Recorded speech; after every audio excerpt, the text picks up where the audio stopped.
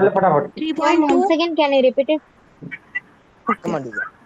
Ma'am, 3.2 In question this 1. table, yeah, 1 second. In this table, these are the shopping bills data set has been represented in the form of a table. Okay. So these ID, shop, customer, item, category, these are what? These are fields of the card. Each card has these fields in shopping bills data set. So if a person has bought, say, if a person has bought 7 different items.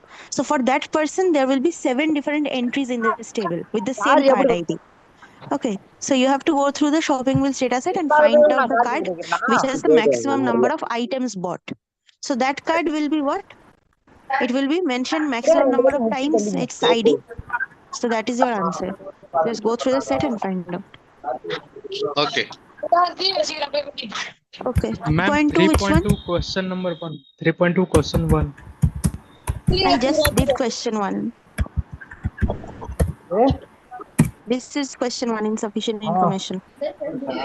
Any other question? नहीं कहाँ से है ma'am 3.2 question number एक minute ma'am मैं देख लेता हूँ Question ma'am number which? 3.2 एक मिनट मैम बस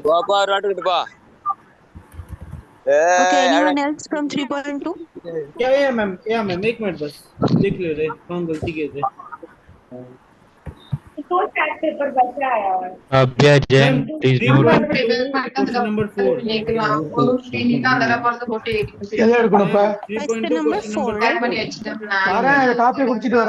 ma'am nothing is audible ma'am Please, Yeah, Abhishek too much Yadav. noise. Amit nothing Kumar, is audible Sambhavi, and Please these mute people are yourself making noise. if you don't have any Kavya. questions. So many people are unmuted. Ma'am See, this is question 4, right? So let account represent what? Let a count represent a variable to count the number of students who have obtained A grade.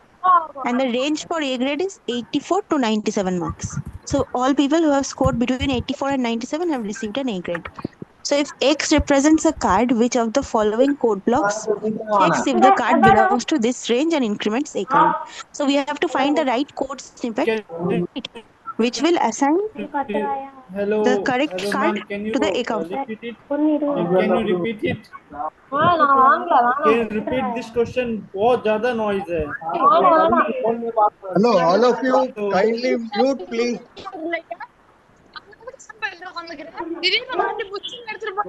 Yes, bro I will join in connect a to bit. Okay. IITM for this Have ma'am to please Ma'am, connect to please IIT connect Madras please remove Kavya, host ma'am. எல்லாருமே பேசினேன்டா எப்படி நடத்துறது எல்லாம் வாய முடுங்க stay here. I will just call and let them know.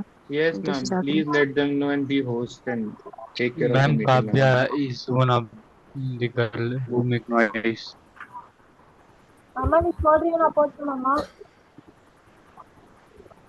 Kavya. Mute yourself.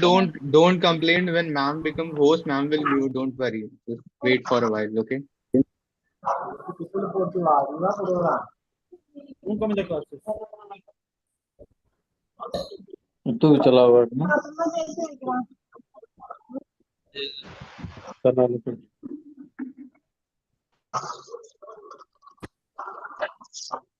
Gaurav, you also need to mute. Gaurav.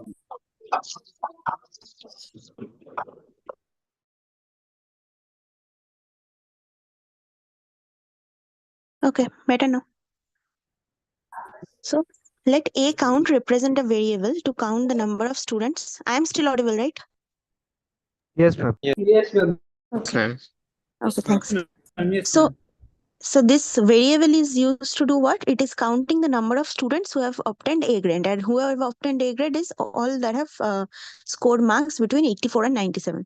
So which is the correct code snippet which will check that whether a card belongs to this range and increment A count? So what is the first snippet? It is given if x dot math. So x is my card. I'm checking for maths marks. Okay. Is x dot math greater than equal to 84 and less than equal to 97? So this is the correct range, right? Some person who has scored 84 should also be included in the list, and everyone who has scored greater than 84 but less than equal to 97. So 97 is also included in the list. Okay, 84 and 97 are endpoints, but they're included. So if this is the situation that the maths marks falls between this range, then they're incrementing a count by 1 every time, right? Every time we encounter one such card. Number 5. So this is the correct option, option A. Option B, C, D are false. So do you have any confusion between why any of these options are false? B, C, D?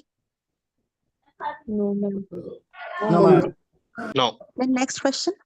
Ma'am, 3.2, second question. One does not include equal to. It doesn't include. Number 5. score 3.2 question number 5. and following the minimum or 3.2 question number maximum 5. value of minimum 50. Okay, everyone just mute now. So question 2 I will solve first. Question 2 is saying consider the scenario discussed in the lecture where 29 out of the 30 students score 50 marks in maths, while exactly one student has a score of 100. So how many students have scored below the class average in maths for this special case? Okay, so what happened here? See, usually we know that average is what? Average is something that is taken out of the whole class, right? So every student's marks matters in the average calculation. But in some cases, what happens that even if 29 people out of 30 have scored bad marks, but one person has scored extremely good marks, okay, then the average can tilt or incline toward person who has scored the good marks, right? That means the average can change a lot because of just one person. So that is what happens here. Here, 29 people out of 30 have scored 50, but one student has scored 100. So can you tell me that just in general, if I calculate the average, what will be the average here? Yes, it's more than 50. 51.6. Greater than equal to Okay. 50 means So it will be greater 50 than और 50 50. के बीच में होगा. So obviously it will be greater than 50 because one person has scored 100. Okay, so that is going to tilt the average in that favor. So that's why 29 people will be below average. So how many students have scored below average class? That is 29. So that only that one person has scored above average, right? Yes, This is very easy question. You just have to find the average. That's it. Yes, ma'am. What Yes, else? ma'am. Ma'am, in the qualifier Just from exam, 3.2.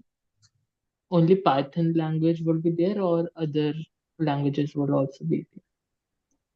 For CT? Yes, ma'am. CT doesn't have First any one. language or any coding, right? Okay, ma'am. It will not involve. Okay. So activity 3.2. Any other question? Ma'am, 3.3, Number 5. 3, 4, Question and number 7. 5. Number 5. Ma'am, answer One by 5. one, please. I cannot hear like this. 3.2. Which just say the question number. 50 5. question, ma'am. 50 question. 5. Okay. Question. This one. Consider a variant of the scores dataset with the following minimum and maximum values. Okay. So now I have another variant of the same scores dataset. So here the minimum value is 50 and the maximum value is 99. Okay. So we decide to offer 5 grades, A, B, C, D, E, where A is the highest and E is the lowest. Hello. So what would be the Ma'am. range associated with a D grade? This is Hello, also, ma'am, can you... Hello. yeah. Sorry for disturbing you, ma'am. Can you explain this question again? मेरा network issue बहुत high चल रहा है. Okay, sure. Please, See. ma'am. So the scores dataset, you're familiar with scores dataset, but now we have formed a ma'am. different variant of that. What is the change here?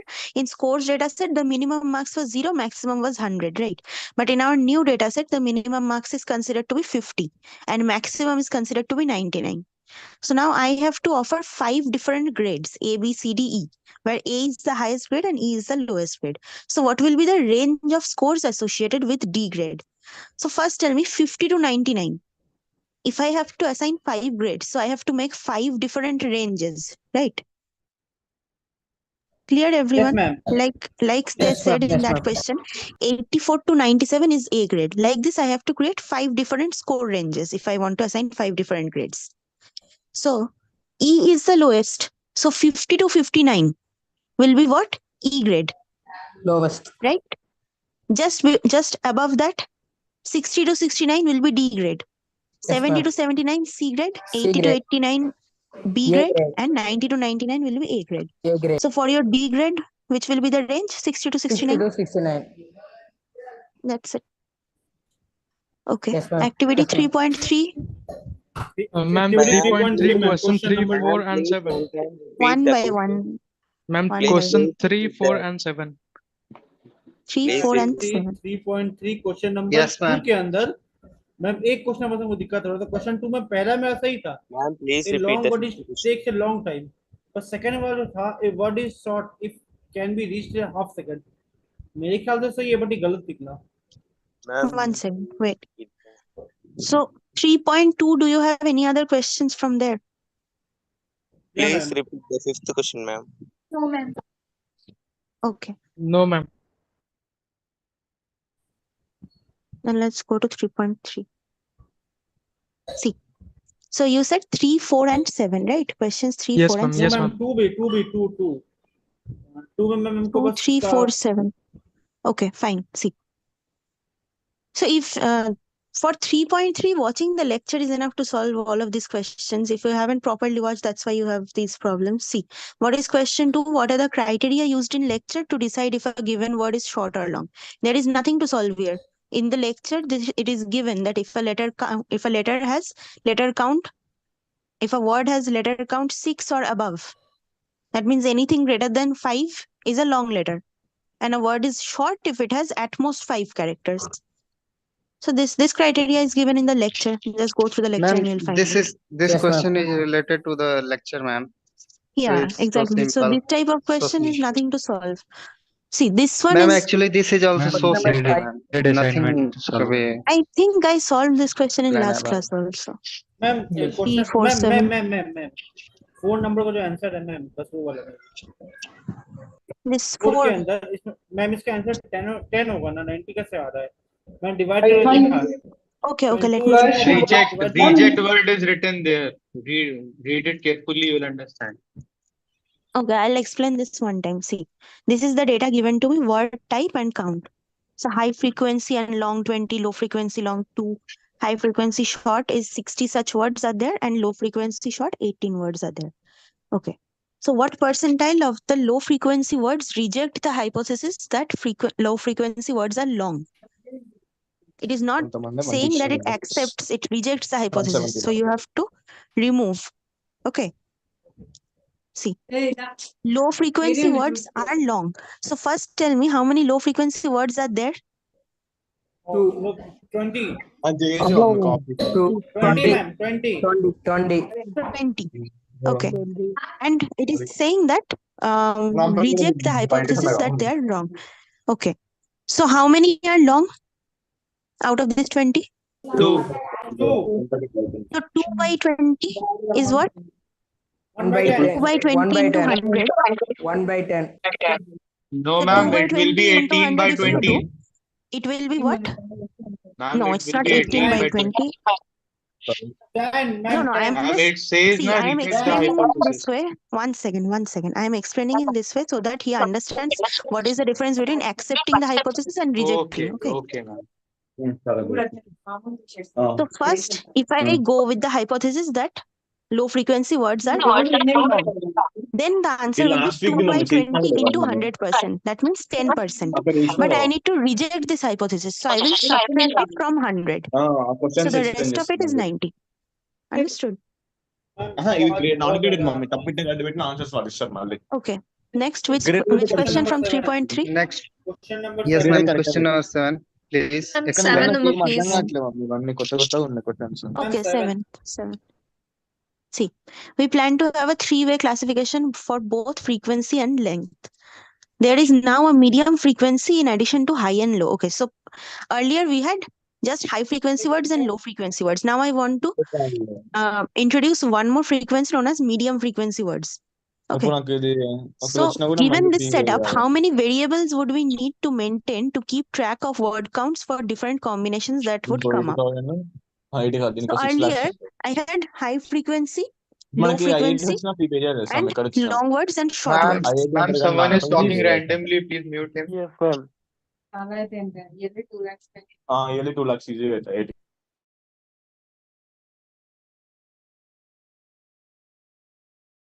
Okay. So now there are 3 different frequencies, high, low, and medium. Okay. So how many variables will we need to keep track of word counts for different combinations that would come up. So can anyone tell me what are the combinations? High frequency Possible. and long.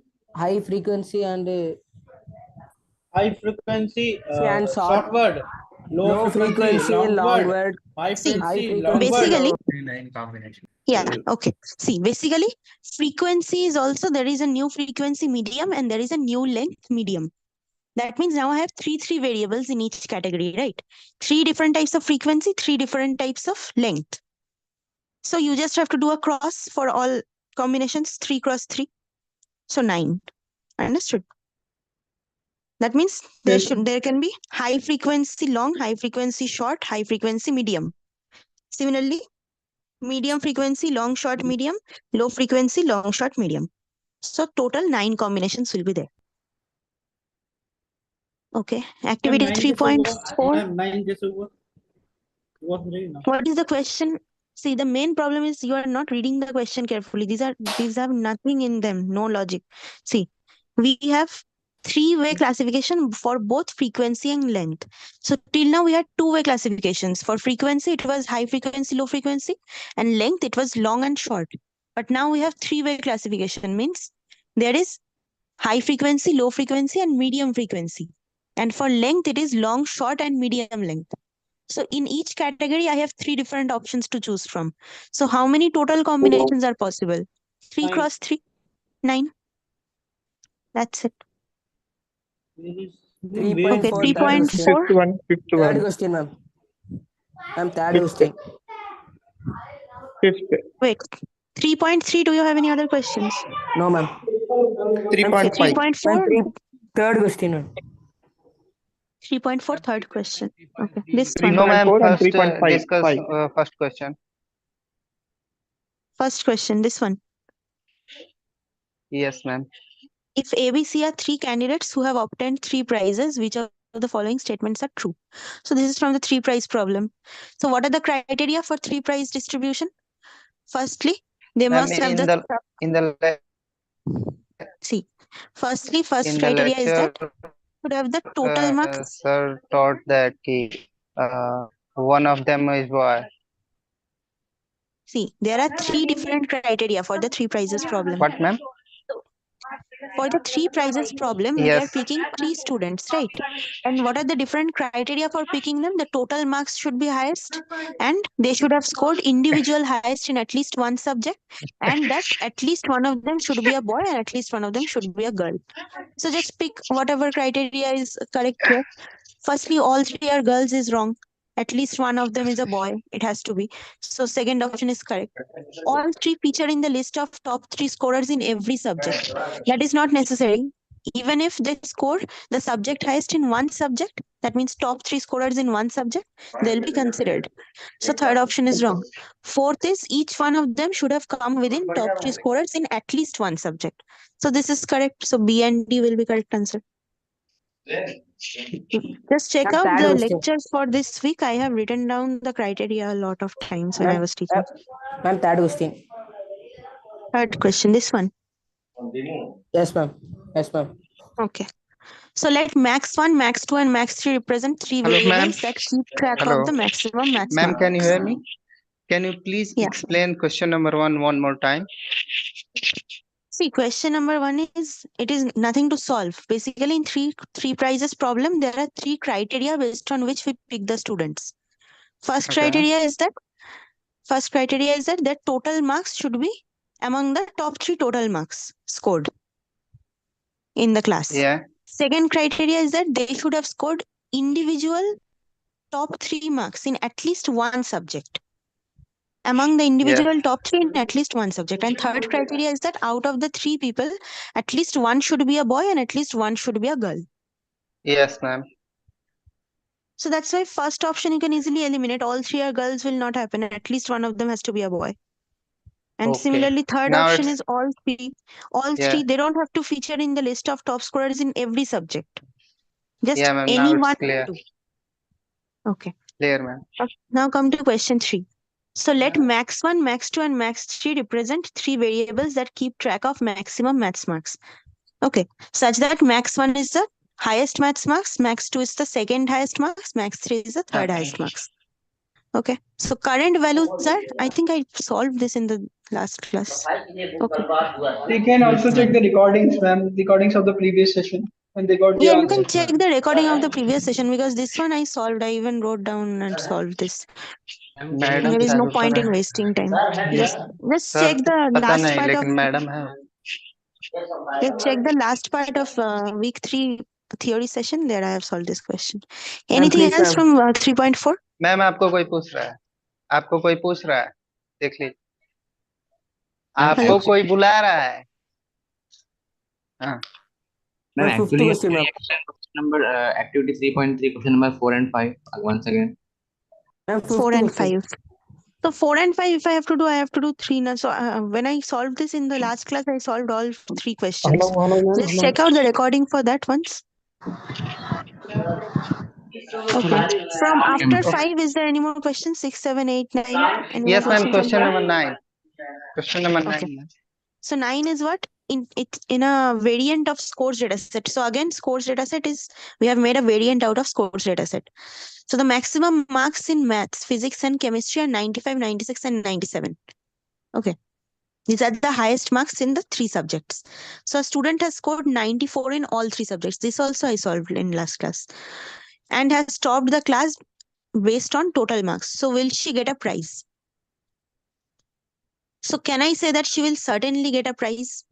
I cannot say. Why? Because she hasn't scored the but a very more subject chance highest that in he any. topped in the class now No, see. she has a Main good thing chance is, of getting a prize she has a good chance, but we cannot say that she will certainly win. Why? yes ma'am because she Because didn't top she didn't top any subject. She is among the top 3 maybe in every subject, but she hasn't okay topped in ma'am any subject. Okay. okay ma'am So there is Yes, a high ma'am. chance of getting a prize. okay Okay. ma'am clear Ma'am. Ma'am, 3.5. 3.5, fourth question. Fourth question. 1 second. Full policy paper. Fourth question. This one, right? Yes, ma'am. yeah ma'am Next one also I solved in last class. Please just check out the recordings for this. I have solved them no in ma'am detail. I just don't want to repeat this. ma'am can you please explain one more time please Ma'am, Then you please, can ma'am. check the recordings of the January session, ma'am. Also discuss until till 3.6 in the January session. If you want answers of your question, then try to find your answer. Just it's difficult to take all the questions in that I have repeated, na? So if you want to stick around and know the answers, then just stick around till the end of the class because I explained all of this in last class. Just check out the Ma'am, recordings. If you still don't get it, I will answer it in revision session. practice assignments question, ma'am. 1 second, let me finish the activity first. 3.6, any question that I haven't solved in last class? Any question? yeah ma'am question number 2 2. and question number 7 also Okay. So 2 is, I think, part of what would be the value stored in variable marks. I think it is part of question 1 only. yeah question 1 So refer to the procedure sum marks discussed at the beginning of the lecture. Which of the following expression calculates the sum of maths marks for all the students in dataset? Okay. So yes Ma'am, here basically Z this is not was valid. It will be either male or female. What is Z? That's why it will be 0. see, in question 1 what it is asking is that this sum maths is what? It is a procedure which was finding the sum of maths marks for the specified gender, right? Gender is the parameter here. So you can either find for male or for female. So here we can have the total marks, right? That is sum of maths marks of males plus females. That is the total sum. So that is the sum of maths marks of all students. So it can yeah either be this one, option C or option D. But what is question 2 asking? What would be the value stored in the variable marks if we pass marks equals to sum maths Z? But is there any gender category Z? No. no No, It's ma'am. M or that F. means That's why it will give That's why 0. it's it is still related valid. to integer now What is given? that means related to integers No.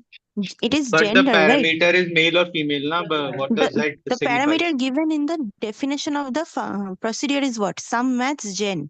That means a gender has to be passed in the parameter, either male or female. Z is not a gender, so it won't Okay, ma'am. calculate anything. Okay, clear. Okay, any other question from 3.6? Yes, Ma'am, question number Tad, 7. Sorry to Tad bother is- you. Today we won't have sessions on fourth week, is it? Yes. I'm just taking all the questions that you have from weeks 3 and 4 both. Okay, because Ma'am, we have Tad time. is- That's why I'm taking. Ma'am, Second Tad thing, is- I thought Ma'am, it's a summary theory of session. week 4 is completed or not? Someone said that it was completed in yesterday's session. Yes, That's why I'm yes, not doing yes, it yes, again. Yesterday it was completed, Yes, ma'am. ma'am. Ma'am, can you please explain once? Okay, I Theory thought today is also a also- summary session. Okay, sorry for that. Summary Okay. कर दीजिए एक बार Which आप. one? The fourth week. Explain question number Ma'am, 7. Tad is still. Okay, let's do 7 first. So in Okay. the following statement, sum marks F comma chemistry is equal to 10. Is the following statement valid? No, Okay. Why no, So ma'am? why do you think this is not valid? because we cannot assign anything. Because sum marks can take what as a parameter? It can take just gender as a parameter. Right. So you are passing what? Okay. 1 second. Sum marks F comma chemistry. First of all, you cannot assign 10 to this. You cannot assign values to a function call. No, Whatever ma'am, a no, I function think returns. some marks is defined only for male, female, and it's defined for maths only. No. Sum marks procedure is what I don't remember is that in this lecture is sum marks defined differently, or what we have done in the 3 prizes problem, is it the same procedure? Ma'am, what I remember, it's only male, female, and it's defined for maths only, not chemistry. You can't define any subject in the maths. So first of all, two parameter. different things are wrong here. One thing is what I think. One thing is that sum marks can only be used for male or female. We cannot specify the subject here in the parameter. Because see, in question 1 also sum marks procedure. Okay, this is sum maths. No, then this is fine. I think sum marks is a procedure that is generalized for both gender and subject. But here the main problem is that you cannot assign a value to a function call, right? A function call will return some value that you can store in a variable, but you cannot assign 10 to the function call.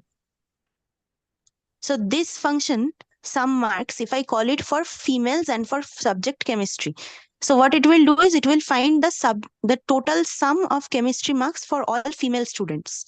Okay, so it will return that. That marks I can store in some variable, but I cannot assign 10 to sum marks procedure. So it is wrong. Okay, ma'am. But explain one more time.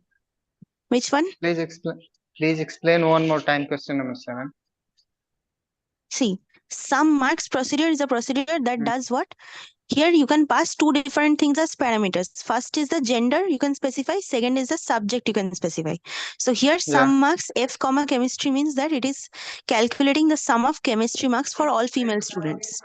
Yeah, ma'am. Okay. So this procedure will return that, but you cannot assign any value to a procedure call. Okay, here I'm calling the procedure. I cannot assign it 10. It doesn't make any sense. It's invalid syntax.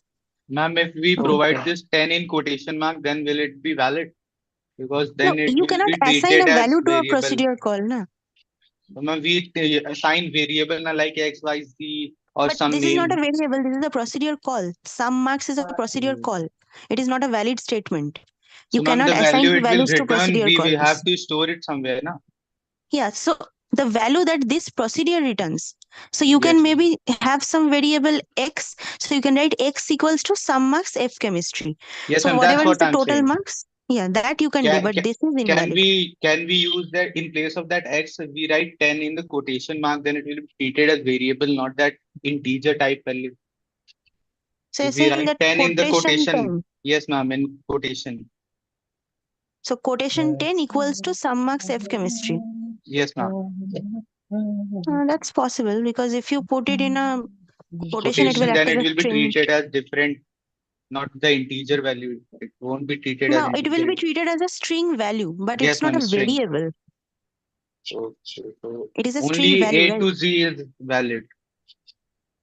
Any variable is valid, but you cannot put them in quotation marks. Then it's a string value.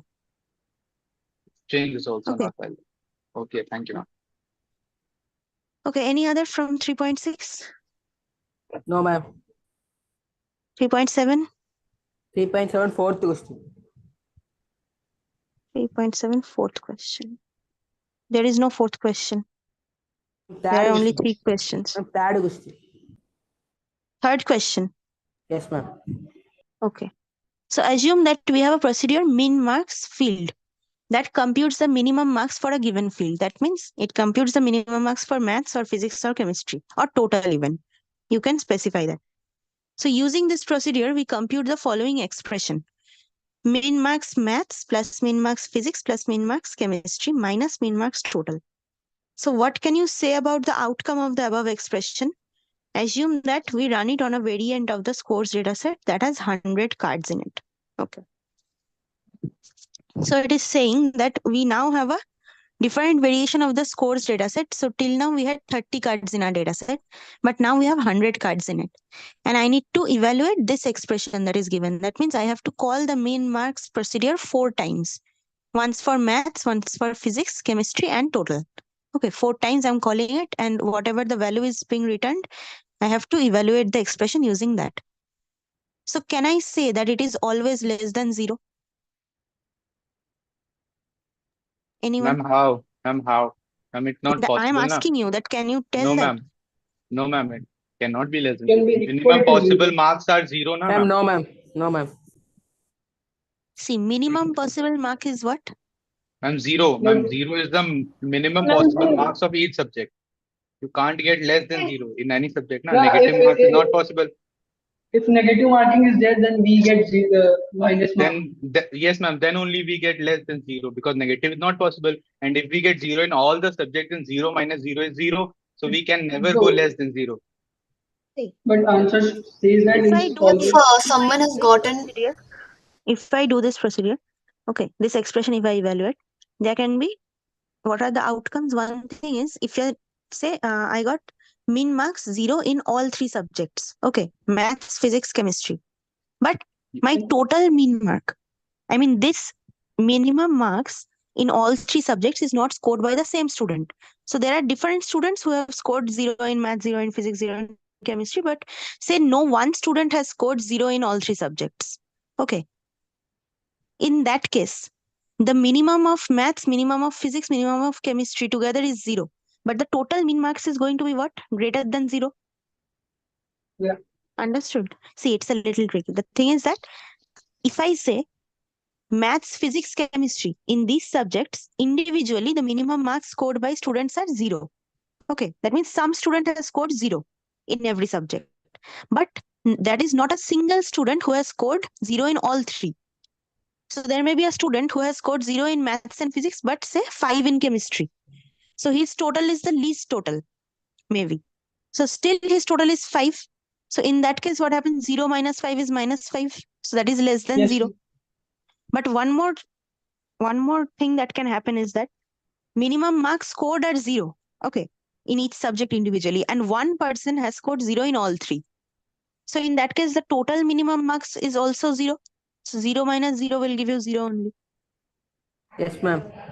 Yes, ma'am. So it will always be less than or Less than equal to 0. equal to 0. Yes, ma'am. Ma'am, this minimum marks total takes the minimum marks of all the students. See, Whosoever got the in a minimum. card, there is a field called total, right? Which computes ma'am. the sum of physics, chemistry, maths marks scored by a single student. Yes, ma'am. So the minimum total marks among all 100 students. Min Minimum marks total will mark. give you minimum total. Okay. Okay. 3.7, anything else? Okay, 3.8. Ma'am, first Yeah, question. ma'am, I have a doubt. Ma'am, first question. Okay, first question, let's solve. 3.8. Consider the following code block in the procedure top 3 marks discussed in lecture. Okay. So top 3 marks is what? It was a procedure that we discussed when we were doing the 3 prizes problem, right? It finds what? For every individual subject, it finds the top 3 marks that are scored. Right? Remember, we are keeping it in variable first max, second max, third max. So it is that procedure. Okay, a code snippet is given to you. If x dot subject, say subject is maths. So if x dot maths is greater than max, what was the thing that I taught, that if max variable has to change, then second max and third max also has to change? Yes or no? Yes. Yes. Yes, And ma'am. it's a bottom up Yes, approach. ma'am. That means first I will change third max, then second max, then max, so that none of the values are lost, right? Yes. Yes, ma'am. Okay. So this is your code snippet. Then the question is asking, assume that we call the procedure top 3 marks maths. That means I want to find the top 3 marks code in maths. An intermediate stage in the execution, we find the variables having the following values. So while we are still running the procedure, in some intermediate stage, we found that max was 88, second max was 76, and third max was 68. So I haven't finished executing, but at some intermediate stage, these are the values stored in the variables. So for the next card that we pick up from pile 1, what will be the condition? Okay, what will be the condition in the above statement so that the statement evaluates to true? What could be the smallest value of maths marks on this card? Okay. So for the next card that we pick up from pile 1, the condition in the above if statement evaluates to true. Evaluates to true means what? When will this condition evaluate to true? X dot maths greater than max? When I have the a card subject in have which, greater. Yes. The subject yeah, marks when are I have greater picked a than maths. card where the subject mark, that is mathematics marks, is greater than whatever is stored in max currently, right? Yes, ma'am. So what could be the smallest value of such a maths marks? If currently max is 88, if the next card I pick has maths marks 89, that is the smallest value that is greater than 88. Yes. Right. Yes. For that, this expression will return true. X dot subject greater than max. So 89 is the answer. This also I solved in last class. And question number 3. 3. Okay. This one, right, with 2 options. Yeah. Okay. So in the procedure top 3 marks subject, we are just returning third max. So we saw that returning third max was enough, right? We didn't have to return first max or second max because we know that if something is greater than third max, greater than or equal to third max, that means that person is among the top 3 scorers in the subject, right? So which of the following option gives the correct reason behind this decision? First reason is what? That we will be using this procedure to find out who has got the third highest marks in a given subject. So it is sufficient we return just this value. Second is we will be using this procedure to find out a given student has come up within the top 3 scorers in a subject or not. So which one is true here? Top 3 marks, what do we check? Do we check for just the third highest, or do we want to know whether a student falls within the top 3 or not? Ma'am, if we check the third highest marks, then we know that the students will not fall in that category. No, see, read the options carefully. First option is what? We will be using the procedure to find who has got third highest. So this top 3 marks procedure, my goal with this procedure is what? Do I want to find out who has scored third highest, or do I want to find out which students come under top 3 in that subject? I want to find out which students come under top 3. Yes. I have Okay, no okay. interest in who has scored third highest. So that's why first option is wrong. Second one. Okay. Okay, anything else from 3.8? No, ma'am. 3.9? Anything? 3.9? 3.8 fifth one. 3.8 fifth. Okay, this one. This also I discussed. Just check out the last class lecture. I discussed this in details. Anything else from 3.9? Okay. Then we have completed all activity for week 3. Okay, now week 3 graded. Week 3 Ma'am. graded. Do you have any questions? Ma'am, in Ma'am. graded assignment, 5 number question. 5. Okay.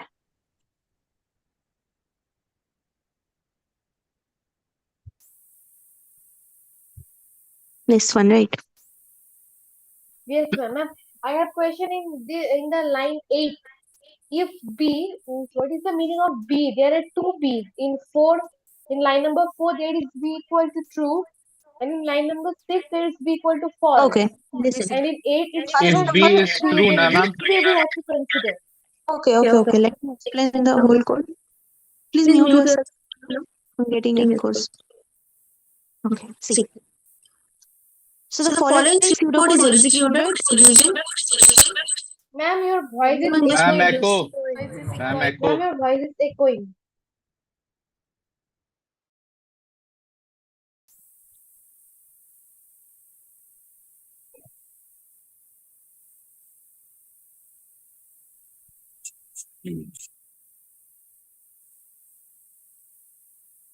Okay. Now it is fine. No, ma'am, it's still echoing. No, ma'am. So then let me run.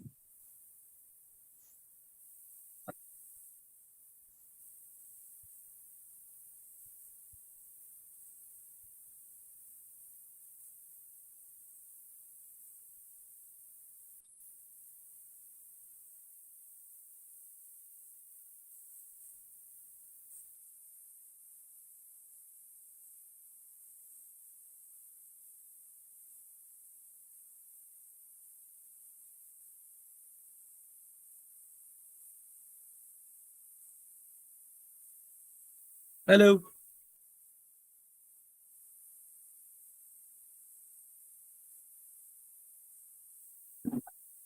Am I audible now? Echo is there. There's some sort of echo. I don't get what is the echo. Ma'am, actually, you are unmuted from your both devices. You please mute from one of your devices. No, I have muted from the other device. Ma'am, it's Your working voice fine. is You fine. can Now it's explain. not Ma'am, echoing. it's fine. Okay, ma'am. Yes. Okay, ma'am. Fine.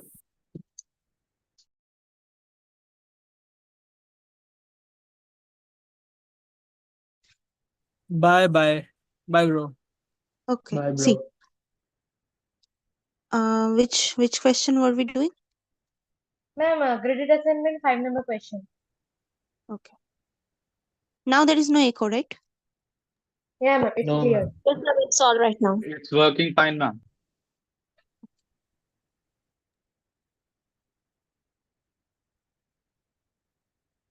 Graded 3.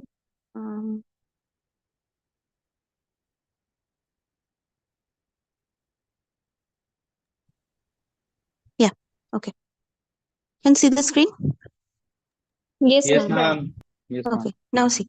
So the following pseudocode is executed using scores dataset. What will A represent at the end of execution? Okay, so A is initially 0. Okay, A is assigned the value 0. While table 1 has more rows, read the first row X in table 1. Then assign B to true. So here one thing is repeating. That is, every time we pick up a card, we assign B the value true. Right. Now we check one condition in line 5. If the physics marks of that card or that student is greater than equal to 60, and chemistry marks is greater than equal to 60, and maths marks is greater than equal to 60. That is, if that student has scored greater than or equal to 60 in all 3 subjects, then B will be assigned the new value false. If that student has not scored greater than equal to 60 in even one of the subject, then B will remain true. Okay. So if B checks what? Whether B is true or false. So if B, here, if B's value is true, then we will enter this if block and increment A by 1. But if B is false, that means if the card I have picked is that of a student who has scored greater than equal to 60 in all 3 subjects, then B will become false. Right. So if B is what? If false, that means we will not enter the if block. When do we enter an if block? When the condition in the given parenthesis is true. Here B is the condition. It is a Boolean variable because it is storing true and false type of values. So for all cards where the student has scored less than 60 in at least one subject, B will remain true. So for those cards, A will be incremented. So what is A representing at the end? Number of students who scored below 60 in at least any subject, any one subject. Ma'am. Clear? But ma'am, in line 8, there is written if B. So, what value this B represented? True or false or both? That depends on the card you have picked, right? So if I have picked the first card and that person has scored say 50 in maths but greater than 60 in physics and chemistry. So what will happen? I picked the first card X, then B is assigned true. Now I come to the conditional Ma'am, statement. she is asking what does line number 8 signifies if B written now, what does this thing says? She's B asking. is, if B means whether B is true or false, that you have to check. If B is true, Means here then if B B, represents the both value, true and false, both. no, B is representing a particular value for a particular card, na? Either B is true for a card or B is false for a card. For that, you have to check this line 5 condition. Ma'am So but if a line student scores, ma'am but line 8 में तो signifies ही नहीं कर रखा कि be true लेना है कि false लेना है, लाइक इसमें कंडीशन जाएगी ना कि अगर so be that true will है. depend on whether Ma'am, the line number person 8 has says scored. if B is true, then only go to the condition, else not. If B means Yes. true. If B is true, only then you will increment A by 1. But if B is not true, if B is false, that means if the student has scored greater than 60 in all 3 subjects, then B is assigned false in line 6. Only then B is false. So if B is false, then you will not increment A. So when am I incrementing A? Whenever I'm Okay, picking means up a card of a student. whenever the card will represent true value, means the B will be true, then only A will be incremented. Otherwise, Exactly. it will not be incremented. Yeah. So when is B true? Even if B will be false, then also A will not be incremented. It will only incremented in case of true. So when is B true? B is true for a student who has scored less than 60 in at least one subject. Yes. That means it violates this if condition. Okay. So A is what? A is the total number of students who have scored below 60 in at least one subject. So option B. Ma'am, if in line number 8 we have to write if B is false, then what would we have written? If not B or what? So if you want to check it like that, then write if B not equals to false. If B not equals to false, that Or you can that write means if B if B is equals to true. You can even write if B equals to true. It will give no, the ma'am, same thing. the way they have written if B. Yeah, if In B, see, that time, Boolean in that variables you same can manner, write. in that same manner, if I have to somewhat, I want this A to represent the number of a student who have scored greater than 60 in all the subjects, then in place of it, what would I have written? In the same manner, they have written if B. If B is equals to false, you can write. So, ma'am, Okay, you're they saying should have written now if B is equals to true, then A is equals to A plus 1. They have not written equals to true. See. One thing you can do is negate. You can take the negation of B. That is, if negation of B is true. Okay. Negation of B, That that means if not exclamatory mark. B. If not B. Okay, If so if not B means here if B is false, so not false is true. So then you will increment. Okay. So for your question, if you want what the you have said, representation, if B is false, not false, true. What you have said in the last sentence? Sorry, I don't understand the question. What you're asking? Ma'am, I was saying if in line number 8, the way they have written if B, they could have written if B equals to true, but they have not written like that. So in the same manner, if I want to write if B is false, or I want to check if A signifies that all the person have scored 60 above marks, so what would I have written in place of if not B? If not B. Okay, ma'am. This is what I was. Also, ma'am, Ma'am, question number 9, ma'am. Can you please discuss that? I got wrong Ma'am, in that. question number 4 and 6, Question ma'am. number 7 and 10. 4 and 6, ma'am. Okay, one by one. So first, let me do question number 9. Question number 6 Question also. number 9 is what? The 2, following ma'am. Question pseudocode is... number 7 as well. Okay, one by one. The following pseudocode is executed using words dataset. What does A represent? Okay. So first A is 0. Okay. So while pile 1 has more cards, read the top card X from pile 1. Then A equals to A plus each special word X. This is special word is what? It is a procedure. Where is that defined? From line number 10. Here it is defined. So what is this procedure doing? It is checking. So it is taking as parameter what? The card X. Right. So Ma'am, if your the word question in is that ma'am card, different from my one. Yes, ma'am, it this is is different graded in mine assignment too. 3. No, Yes, ma'am, ma'am, it is the question same, is ma'am. The different, No. grade ma'am. assignment is different for everyone. Like the questions change for everyone. Ma'am, So it their is ninth question is different from yours. Okay, what is your question? You tell me the question, I will find. ma'am, No, screen sharing is a little tough. Just tell me the question. What is the question? Or share in the screenshot in the chat box. Okay, for others, is the order the same? Do you have this question as your ninth Ma'am, question? can you explain question The number question is 10? No, ma'am. No, ma'am. This is not in. Okay, okay. So, 1 second. Ma'am, Yeah, please just continue tell. explaining the question. No, they are saying this is not the question they're asking. So, But ma'am, what is the question? Just tell me the question. Anyone else from graded assignment 3? If you have a question, just tell me which one. Ma'am, I have a question. Question number 8. 4 Okay, and I will 6, show ma'am. you the question. Okay, I will just show all the questions. You tell me which one you have a doubt in. This one, do you have? Does anyone have a doubt? Ma'am, I do have a doubt. Okay, so let's solve this first. So here they have said we have initialized P and Q to 0, and they have in the fourth line the condition says if x dot letter count %2 is equal Ma'am, to. I have shared the question over chat, ma'am. Okay, I'll check it. Yeah, go on. What is So the problem in this is basically meaning that if the remainder of a letter count is 0 is equal to 0, then P is equal to 1. Else x dot part of speech is equal to adverb, then Q is incremented, right? So in the second question where they're asking what will be stored at the end of the what will be represent at the what will Q represent at the end of execution, it should be odd numbers, right? Or that person 2 will go for both the conditions. See, what is the code doing? First of all, P is 0, Q is 0. Now it is picking every card from table 1 and checking whether that card has an even letter count. If the letter count is even, then P is incremented. Else, if the letter count is odd, then you come to this if condition in line 8. Then you check the part of speech. If it is adverb, then you increment Q. So Q will represent what? All the cards, all the number of cards which have adverb part of speech and the letter count is odd.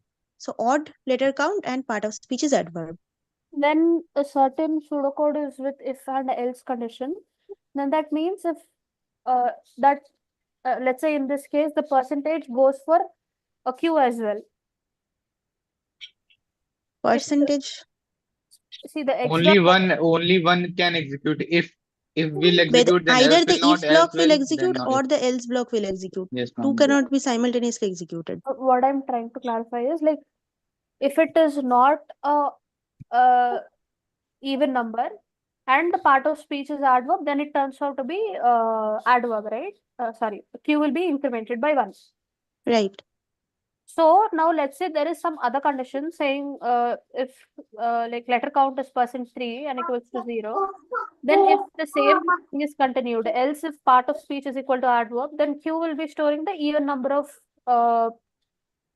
adverbs, right? See, if you want Q to store the even number of number of adverbs which have even letter count, that's what you want Q to store? In P, yes. P or Q? P. P, okay. So if that's what you want to do, then first put this if condition if x letter count %2 equals to 0. This will filter out all such words which have even letter count. Now within this you put another nested if in which you check if part of speech is equal to adverb. Okay. So now you're checking two conditions. First condition is filtering out all the words that have an even letter count. Now second condition is filtering out those words which have an even letter count as well as are adverbs. Okay. Then within that nested if you increment P equals to P plus 1. Then P will store all the adverbs with even letter count. Ma'am, in place of nested if, we can also use the AND condition, na? Yeah, AND condition also you can use. In one if only you can check by 2, combining 3 both with an conditions. AND. And ma'am, Yeah. how many conditions are preferred? Like 2, 3, or how many? In one You if. can do as many as you want, but it's obviously in a code you wouldn't want it to look that way that you are checking all conditions in one It doesn't look good. So maybe 2 conditions is okay. That's not recommended now. No. Okay. So we can put this condition only in this scenario in a and also, right? With and. Yeah, and also you can put, that's fine. I mean, it will work. Even if you add more conditions to that if statement, it will work. It just doesn't look good. As Okay. it's not good programming. Okay. Okay. Mom, can I ask So something else from week 4 or I can ask later? Question number 4, ma'am. let's just finish week 3 first, then I will go to week 4. Okay. Okay. Please Get question it? number 4, number 6. Question number 6. Okay, first, okay, I'm going question by question because I do not Question know. The number order 4, is ma'am. different. This one, does anyone have a problem in this question first? Ma'am, don't skip I any have a questions, problem. ma'am. Anyone has any issue in this question that I'm showing right now? No, ma'am. Yes, ma'am. I have. Okay. So what is the code here? E is first assigned true. While table 1 has more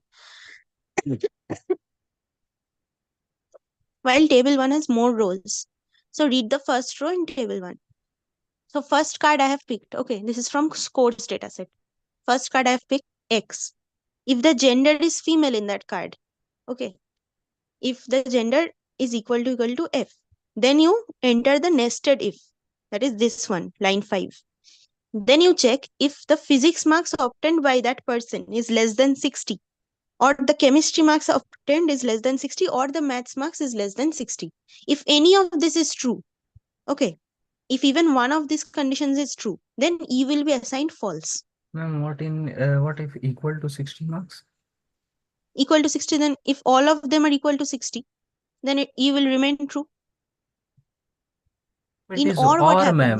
It is or, It is ma'am. or. So in Particular or condition. what happens? Even if one of them is One, true, yes, ma'am. Yes. then you enter the block. But if all of them are false, then you cannot enter. So he is Ma'am, saying can that you if a please person... repeat from starting, ma'am? I missed. Can you please repeat from starting for a while? Okay.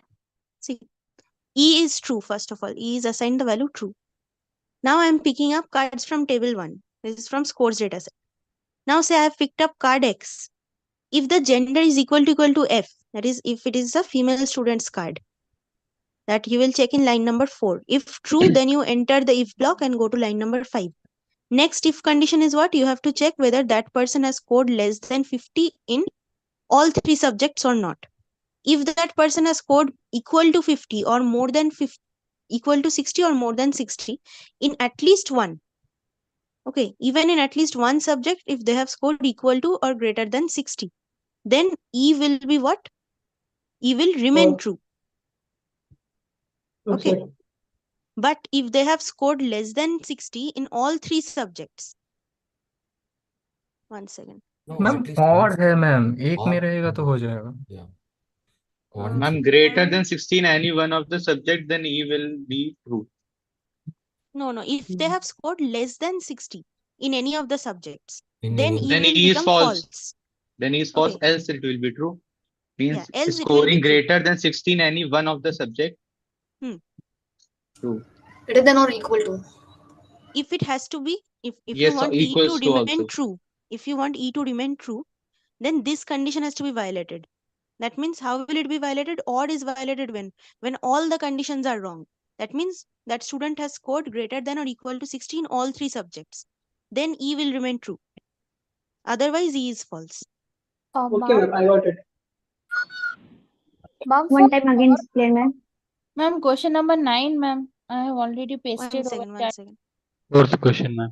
Fourth. Wait, someone asked this.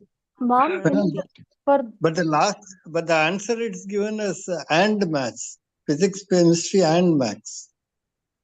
Yeah, so at the end of execution, E will be true if. It is asking what is the question? When will E remain true? When they have scored greater or equal to 16 all 3. That is what I said, na, that if line 5 is to be violated. When will line 5 be violated? Then what is the difference between when or all of and them and? are false. Or condition is violated when all the conditions are false individually. That is x dot physics less than 60. This is false. X dot chemistry less than 60 is false. X dot maths less than 60 is false. When will this happen? When the student has scored greater than or equal to 60 in all 3 subjects. So And then in what is that the case, difference if we put a and in this condition? Ma'am, it would be great if you explain through options. So everyone can understand. Okay, fine. See, what is the first option? All female students have scores greater than or equal to 60 in either physics, chemistry, or math. First of all, female students, that part is okay. So E is first assigned true. Then I'm checking whether the gender is female, right? But what is the first option saying? That all female students that have scored greater than or equal to 60 in either physics, chemistry, or maths. Is that true? Is the condition I'm checking greater than or equal to? No, Yes, ma'am. ma'am. I'm True. checking for less than. So obviously first option is false. Second, all female students that have scored less than 60 in either physics, chemistry, or maths. Okay. So if I do less than 60 in either of these, then E will be assigned false, right? Yeah. But the question is E will be true when? So second option is also false. Third is there is at least one female student with score less than 60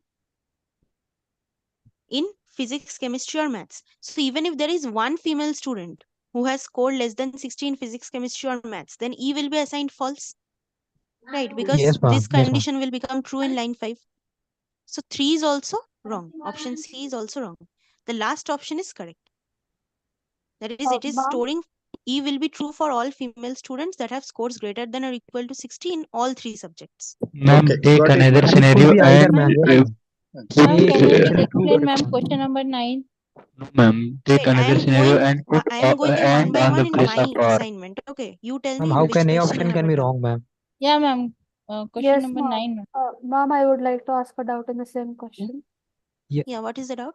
Ma'am, what is the difference in the pseudocode if we write and in place of or? Because or condition that we have learned, that I have heard rather, that either of the conditions is satisfied, it will be whatever the E will be. If now it is false, so if either of the conditions is false, E will be false. If either of the conditions is true, E will become true. And for and, it has to be that all conditions See, given just should be remember true. it in this way, that for and to be true, all conditions have to be true.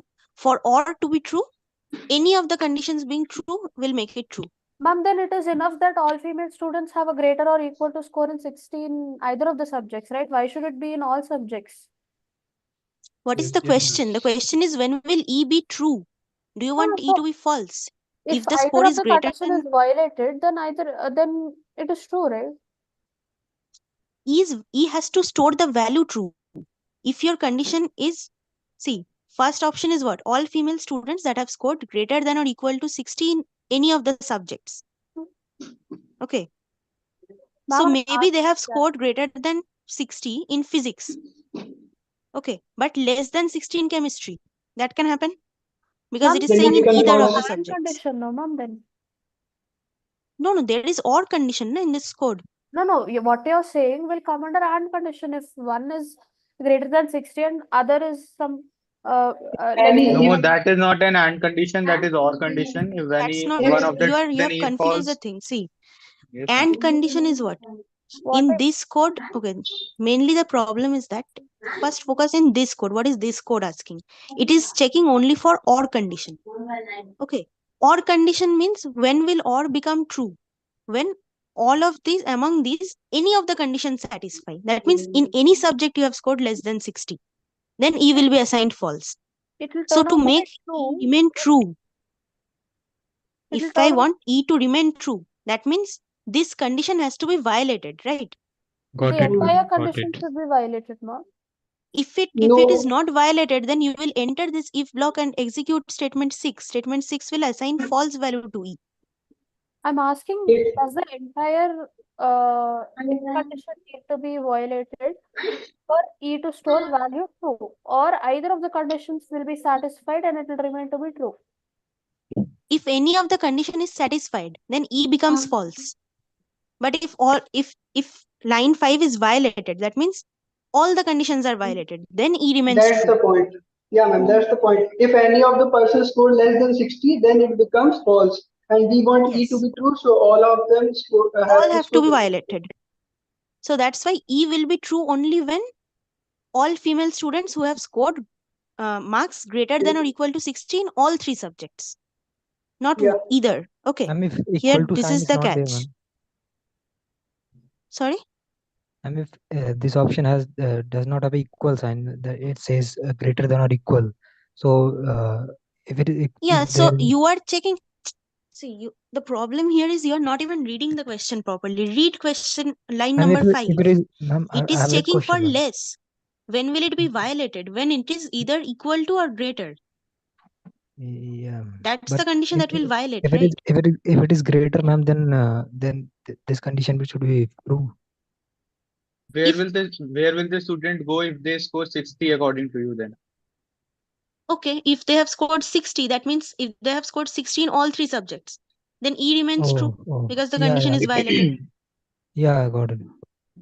Okay, very simple way to understand this is that if any student has scored greater than or equal to 60 in any of the subjects, okay, then that doesn't mean that E will be true. For E to be true, the student has to score greater than or equal to 60 in all 3 subjects. In this question, only greater than the sign, not equal to. So equal to condition can also be there. A student can get 60 marks in a subject. So where will that student go? Yes, So ma'am. here you are checking E will become false if the person has scored less than 60 in any of the subjects. But if the person has scored equal to 60 in all 3 subjects, then what will happen? Then also E remains true. E will not become false because that is also violation of the condition. So if you go to find the reverse condition, you have to take all possibilities into consideration, right? If you are checking for less than, then the reverse becomes greater than equal to. Is this clear? Yes, ma'am. Yes, ma'am. Yes, ma'am. Yes, ma'am, it's clear. Now Yes, move on, ma'am. please. Remember one thing, that when there is AND condition, for AND condition, when does it evaluate to true? When all are true. Even if one is false, then the whole thing becomes false. But for OR condition, it will evaluate to true even if one of the conditions satisfy. And it will be false when all are false. Clear? Just check out the truth tables for AND and OR gates in Boolean algebra if you want. It's very easy. Yes, ma'am, it's easy. This question, ma'am. I have a doubt on this question. See. Fourth question, ma'am. Fourth question. The Same following question. pseudocode is executed using shopping bills dataset. The procedure is check shopping bills. Accepts a card Y and returns true if the minimum total bill amount of shop is greater than the average total bill amount, from where card Y is generated. Otherwise false. Okay. So what is the information given? That the pseudocode is executed firstly using shopping bills dataset. Then there is a procedure called check shopping bills. It will accept a card Y and it will return true when if the minimum total bill amount of the shop is greater than the average total bill amount of a shop from where card Y is generated. Otherwise false. So choose the correct code fragments to complete the procedure. It is a MSQ. Okay, and max value represents what? Maximum bill amount of shop Y. So here the most important line is this one. Okay, that procedure check shopping bills accepts a card Y and returns true when if the minimum total bill amount of a shop. Okay, if the minimum total bill amount of a shop is greater than average total bill amount of shop from where card Y is generated. Okay. Now let's check the procedure. So procedure check shopping bills takes a card Y as parameter. Okay. What it is doing, count is 0, total amount is a variable which is assigned 0, min amount is given max value. Max value is what? Given in the note, max value represents the maximum bill amount from shop Y. Okay. That means the shop that is mentioned in this card. The max value is the maximum bill amount from that shop. Clear? So while pile 1 has more cards, you pick the first card X. Now you check if X dot shop name is equal to Y dot shop name. Y is what? The card that you passed through the argument or the parameter. Okay, this is the procedure, right? So you first match the shop name. If shop name matches, then count is incremented to 1. Then total amount is equal to total amount plus X dot total bill amount. That means this total amount variable is doing what? Now that the shop name matched, it is adding up the total bill amount from X card. Now, next line, if X dot total bill amount is less than min amount. So what is this doing? Min amount is what? What is min amount? Total bill of Max X. value. That is the maximum bill amount from shop Y. So this X card, if it has a total bill amount that is less than the maximum bill amount from shop Y, then min amount will be changed to X dot total bill amount. Okay. So for min amount to be updated, what is the condition? That the X card's total bill amount should be less than the maximum bill amount from shop Y. Only then min amount will be changed, right? Updated. So this bracket ends here in line 10 and this line 5 if condition ends here, line 11. Okay. And next move card X to pile 2.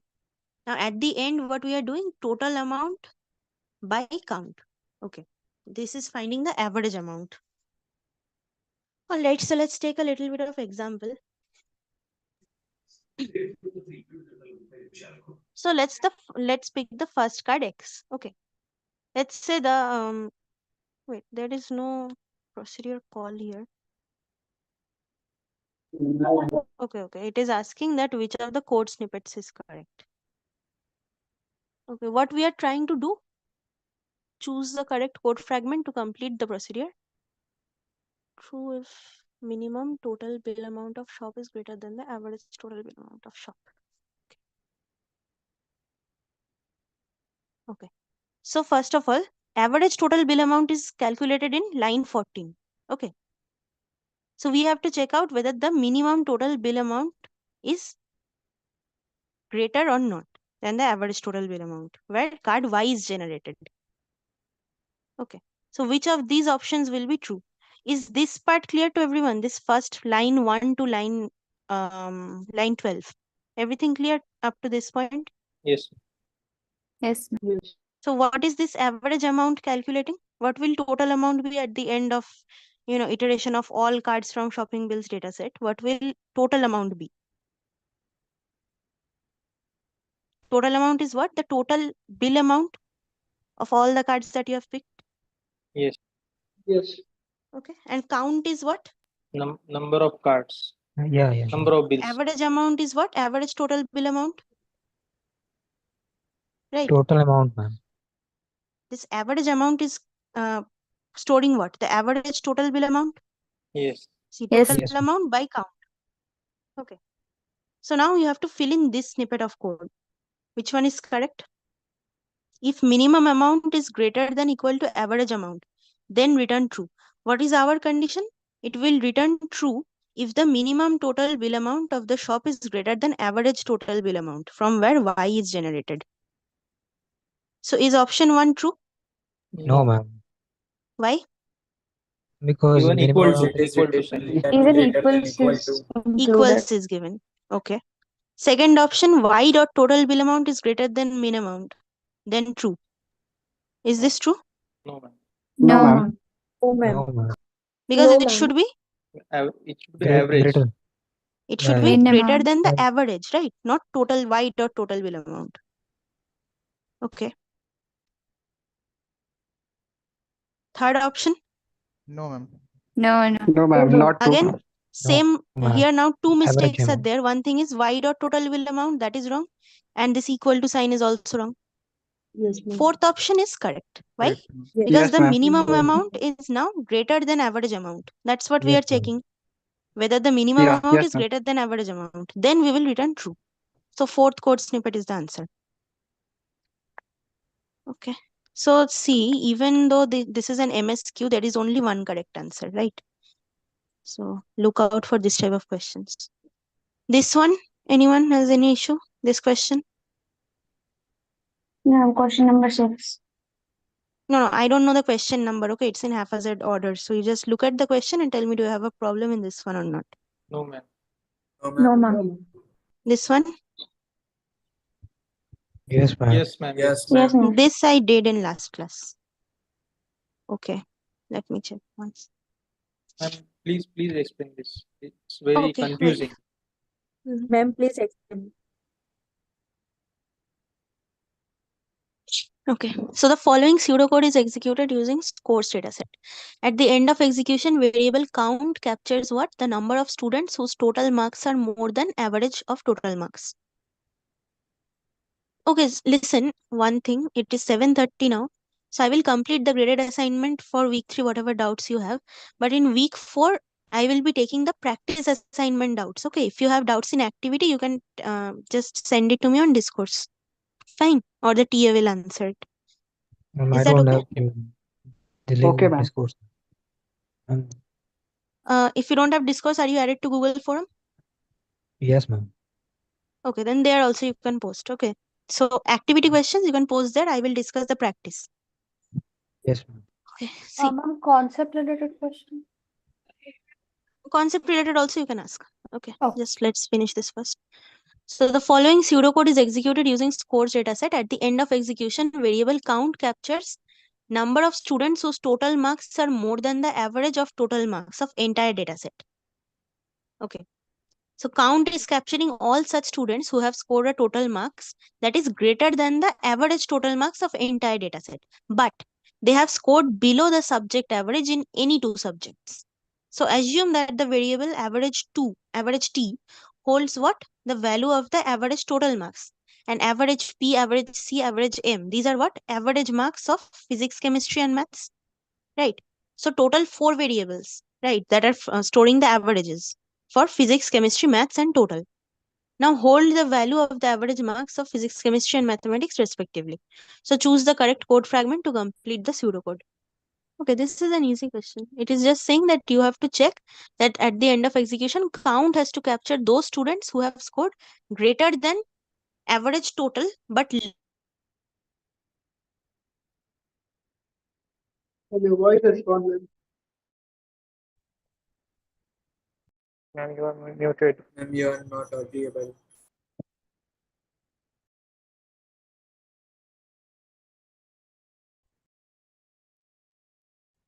You are not Hello? audible, Ma'am, ma'am. your Am voice I is audible? not coming. Yes. Yes, ma'am. Yes, Yes, ma'am. ma'am. You are audible. Okay. Sorry, I was getting a call. Okay. Let's go to the code now. So count is first 0. So is the goal clear? What is the goal? What is count capturing? Those students who have scored greater than average in total marks, but less than subject average in any two subjects. Clear? So first count is Okay. 0. Now I am picking the first card X from table 1. Now I have 4 variables A, B, C, D. Okay. And all of them are assigned false in the beginning. Everyone mute, please. Now, Okay. what's that fill the board from last line? Sorry? Last line. 17, 18, 19, 20. Ma'am, fill the code. What's that? That is the code snippet that you have to fill from the options. You have to choose the correct code snippet that has to go there. Okay. So first I have 4 variables A, B, C, D. All are assigned false. Now first line 5 is the first condition that I'm checking. What is the first condition? That the total has to be greater than the total average of the entire data set. So if X dot total is greater than average T, then A is assigned true. Okay. Now second condition, line 8. If the X dot mathematics marks. So it is said that the student has to score less than subject average in any two subjects. So what can be the combinations? Either they have scored less than average in physics and chemistry, or they have scored less than average in maths or chemistry, or they have scored less than average in maths or physics. Correct. These are the 3 combinations. So for each of them, I have given an if statement. First statement is if the maths marks and physics marks are both less than average, then B is assigned true. Or if physics and chemistry marks are less than average, then C is assigned true. Again, if chemistry and maths marks are less than average, then D is assigned true. So up to this, everything is cleared for everyone, what I'm doing. Line 16, everyone, up to line 16? Yes, ma'am. Yes, ma'am. Yes, ma'am. Yes. Yes, Okay, ma'am. now what Please do I have to repeat. fill here? What do I have to fill from line 17? Okay, let's look at the options. So if A, basically, I need A condition to be true, right? A has to be true. And among B, C, D, any of them have to be true, right? Either B is true or C is true or D is true. A has Yes, to be ma'am. true and either B, C or D. Any one of them is true. Then I will increment count. So if A and B or C or D, then count is incremented. Is this correct? Yes. Yes, ma'am. Yes, this is correct. Yes, ma'am. It is correct, ma'am. This is an MCQ, so there is only one answer. Rest of them are wrong. See, Can you explain here other the options, main ma'am? thing that you have to check is that this combination, okay? That is, some people get confused and they might take that B and C can be true together. That is not possible. What will that do? That means that that person has scored below average in all three. So don't do that. There has to be a choice between B, C and D individually. Okay, that means B, C or D, any one of them has to be true. So A and B or C or D. In that case, I will increment count. So this will be the code snippet that I will put in line 17. Clear? Yes, Yes. ma'am. Yes, ma'am. Clear. This one? Anyone have any question in this? It's easy, ma'am. Okay, this question? This is also very easy. This? I think someone had a Ma'am, question problem in number this 8. one. Ma'am, question number 8. Yes, ma'am. Yes, ma'am. I Previous don't one. know the question number, No, no, okay? I'm just same, showing you Ma'am, the question. it is the question same number question. 9, ma'am. It is Actually, the I have same sent question. you on chat. Okay, just look at it once. This Yes, yes. question, do you have any problem? Yes, ma'am. Yes. Okay, let's discuss Yes, this. ma'am. So the following pseudocode is executed on scores dataset, and at the end of execution, A captures the number of female students who are below average in at least one subject. So they can be below average in 2 or 3 subjects also, but at least one. Right? So assume that the variables M, P, C hold the subject average marks of physics, chemistry, math. Okay. Just respectively, M for maths, P for physics, C for chemistry. The pseudocode may have mistakes. Identify all such mistakes. Okay.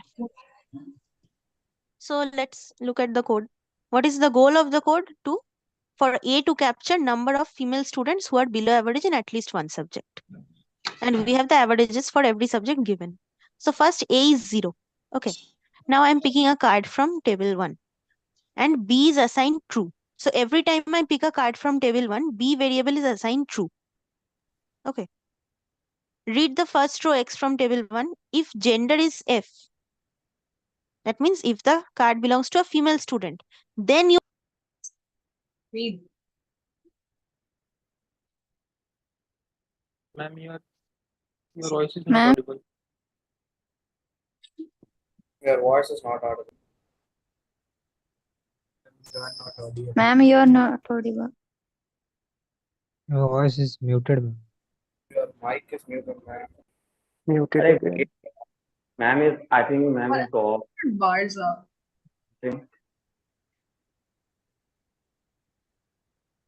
Hello? Hello? I couldn't hear you, Yeah, ma'am. ma'am. Yes, ma'am. Am I audible? Yes, ma'am. Yes, Yes, ma'am. ma'am. Now you are ma'am, audible. Yes, ma'am. So I'm asking if the gender is male on a card, then do I need to evaluate any of these if conditions for the subjects? No. No, ma'am. No. I will only check if अरे the यार gender 10 is. Number question बता दीजिए ma'am. So X dot gender, if it is female, then you enter this if block. Then you check whether the maths marks scored is less than average maths marks. If yes, then assign B to false. Then you check if X dot physics is less than the subject average in physics. If so, then again assign B to true. And if X dot chemistry is less than C, then B again is assigned false. But there is something wrong. You can just tell. Right? Because what is making sense here? If the person has scored, subject, say if the person is a female and they have scored less than subject average in maths and chemistry, right? Then B remains false and A is not incremented, but that shouldn't happen. B should become true as soon as 2 of the subjects are below average. Yes, right? ma'am. So obviously I can tell that something is wrong, but which line? Incorrect initialization of A. So A is 0. So A has to be 0. Count has to start from 0. So that is fine. Incorrect initialization of B. Okay. It is saying incorrect initialization of B. That is B I have initialized as true. So should I initialize it as true? If there is a female student who has scored False, I above average in all 3 subjects, then what happens? B remains true. But do I want to calculate those students? No. No. But A will be incremented in that case. So B should not start from true. B should start from false. Okay. Do you Yes, understand ma'am. why B is incorrectly initialized? Yes, ma'am. Yes, ma'am. Anyone wants me to repeat? Yes, ma'am. No. Yes, yes. Yes, ma'am, please. Okay. Yes, See, ma'am. Please repeat. then just ask, right? Whenever I ask whether you understand or not, just tell me if you're not understanding. It's fine. See, Okay. first, if we initialize B to true, what is my goal? That I want to calculate all the number of such cards where the card belongs to female and the person has scored below subject average in 2 subjects. Now, if I start with B equals to true, okay, and say the person is female, fine. But the person has scored greater than subject average in all 3 subjects. So in that case, line 6, line 9 and line 12, all of these conditions are violated, right? Yes or no? Yes, ma'am. Yes, ma'am. But still, when I come to line 16, if B, that means if B is true, then increment A.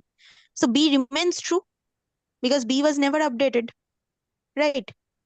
Yes. So for that also A is incremented. But I don't want such students who have scored above average in all 3 subjects, right? So that's why it is incorrectly initialized. You have to initialize B with false. Yes, got it, ma'am. Okay. Next, so line 3 is wrong. Line 7 is what? If x dot mathematics is less than m, then B is अरे false. रहने दो भाई, रहने दो. Mute everyone, please. Okay. So now imagine that I have fixed this mistake. So B is now initialized to false. Okay. Now, if x dot gender is false, then enter this block. If the maths marks obtained is less than m, that is average maths marks, then B is updated to false. But this is wrong. Okay. This updation is wrong. It has to be updated to true. True, correct. Understood? Line Yes. 7 is also wrong. And which other line is wrong? 13? Is 13 wrong? Is 13 wrong? X dot Yes, 13 mathematics is is the also. total marks. See, basically, all of these have to be true. Okay. B has to be assigned true in line 7 as well as line 13. Clear? Yes, ma'am. Why? Because if a student has scored less than subject average in maths and chemistry, say, then B will become true and I will add that student to this list. A is count. Again, if that student has scored less than subject average in maths and physics or physics and chemistry, for all of these cases, B should be assigned true, right? Yes. So when will B be assigned true? When you have to update line 7 and line 13 where B is false. So there are 3 mistakes here. First mistake is B has to be initialized to false. Second mistake is line 7, B has to be updated to true, assigned true, if the condition satisfies. And third is line 13, where again B has to be assigned true if the condition satisfies. So 3 of these lines. 3, 7, 13. Clear? Ma'am, I have one more doubt in the same question. What is the doubt? Suppose we take line number 16. Hmm. So if in any code we have to miss something like this, then we have to take that B always true. Then only we will have to update, right? We cannot take it as false. If B is false, if B remains false, then you will not update. Okay. Even if it is not mentioned there, then we have to always take that B as true, right? Hello? Yes, ma'am. See, A's count will not be updated if B remains false. A will only be incremented if B is true. Okay. If B means if B is true, then increment A. Okay, it is implied that if B means B is true, even if it is Yes. not So written there. Okay. yes. So whenever you put just a variable in the parenthesis, it means we have to check whether the variable represents true or false. Okay. If it is true, then you have to enter the block. Okay. Okay. Okay. This question, anyone? No. Yes, ma'am. Can you please explain the 10 number question? 10. Question Yes, number yes. I 10. will explain both of these. Okay. Please explain the ninth question, ma'am. This one, right? Yes, ma'am. Okay. Yes, ma'am. See. Yes. First of all, here check what is special word doing. Special word is a procedure which is taking this x card as its parameter. Then it is checking what if x dot word is that is the word that is mentioned in the x card. This is from words data set, right? So every card looks like what? Every card has a word given in it, the part of speech of that word and the letter count of that word. These are the fields of the card. So in is special word procedure, we are checking if the word is the. If it is the, then return 1, otherwise return 0. Okay. Now what is the actual code? A is assigned 0. A is some variable which is assigned 0. Then while pile 1 has more card, you pick the top card X. Now in line 4, A is updated with A plus is special word. That means if I encounter a card where the word is the, then A will be incremented by 1. Why? Because 1 is being returned by the procedure. So A equals to A plus 1. Ma'am, this is not the question, ma'am, which we got. But someone said that you wanted me to explain this question. Yes, ma'am. And I have already sent you in this one chat. I'm sending again. This one. No, ma'am. See the question I've sent all But just now. I asked you for all the single Just finish questions this that is in the question, ma'am. graded. Finish this question. Ma'am, This one is she not means that given, the ma'am. ninth question is different for her. Yes, ma'am. Okay, let me just finish this question, then I'll take. Okay. Okay. So each special word procedure returns 1 whenever the card has the word the. Right. So in line 4, it is doing what? A equals to A plus is special word. So this part will return 1 whenever the card is the, whenever the card has the word the. Okay. So A will represent what? Anyone? The word with the Number of cards that have the word the in it. Right. Yes, Line ma'am. 5 is doing what? If x dot word ends with a full stop, that means if the word in that card is at the end of a sentence, it ends with a full stop, then A is assigned 0. Okay. So what am I doing? First of all, here, if in the words data set, every card is arranged in such a way that when you read it, it reads like a sentence, right? So one sentence after one more sentence, like that it goes. So for a sentence, firstly, we will go through all the occurrences of the, okay, and store that in A.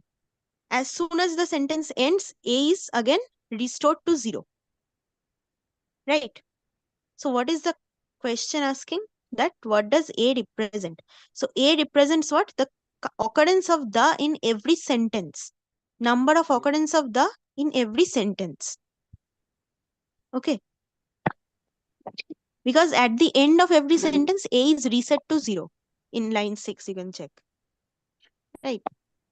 So if you have a sentence, say it has 3 times the occurrence of the word the is present. So at the end of the sentence, till we reach the last word, whatever is in the sentence, A will read 3. Right. A's value will be 3 because there is the word the has occurred 3 times. But as we reach the end of the sentence, whatever word is there, that x dot word will end with a full stop because it's at the end of sentence. As soon as we reach that, we will reset A to 0. So basically, A is here trying to calculate the count of occurrence of the word the in every sentence.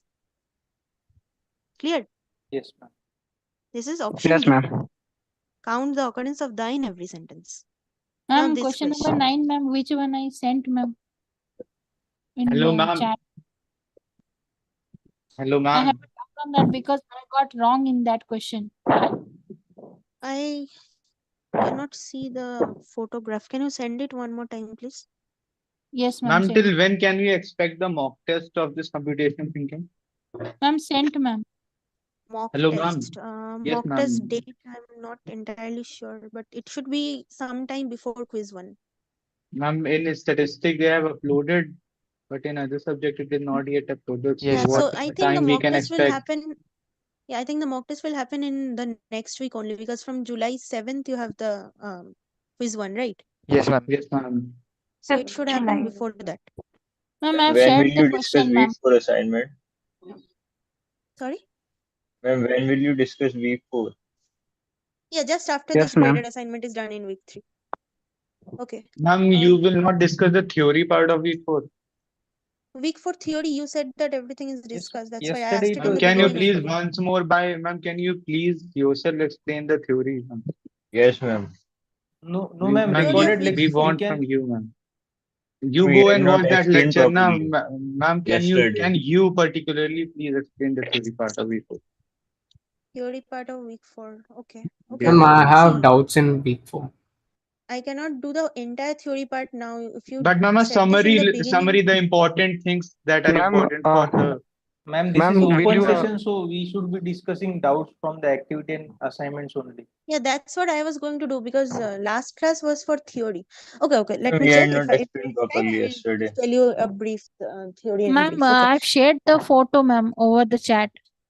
Yeah, but I cannot find that question anywhere in my Ma'am, it is not graded there. week 3. For us, it is different, ma'am. That's why I shared over the chat. That's That not question. And the possible. procedure is Yes, different in ma'am. that Graded question, assignment ma'am. is actually different. For some people, it is actually the questions are different in graded assignment. So Ma'am, how am and I that's why I supposed sent to the clear question. this one?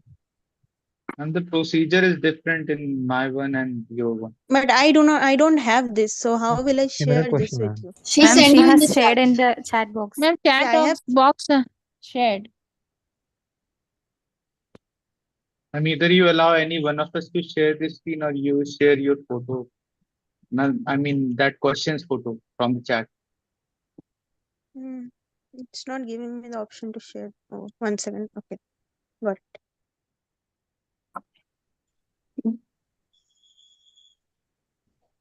Just a second.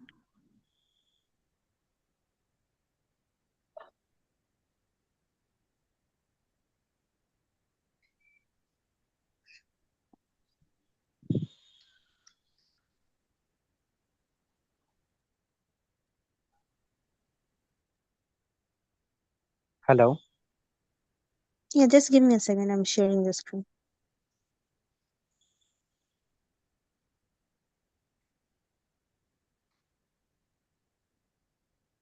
It is not opening in my computer. So, the person who shared this, can you please share your screen and just share the question?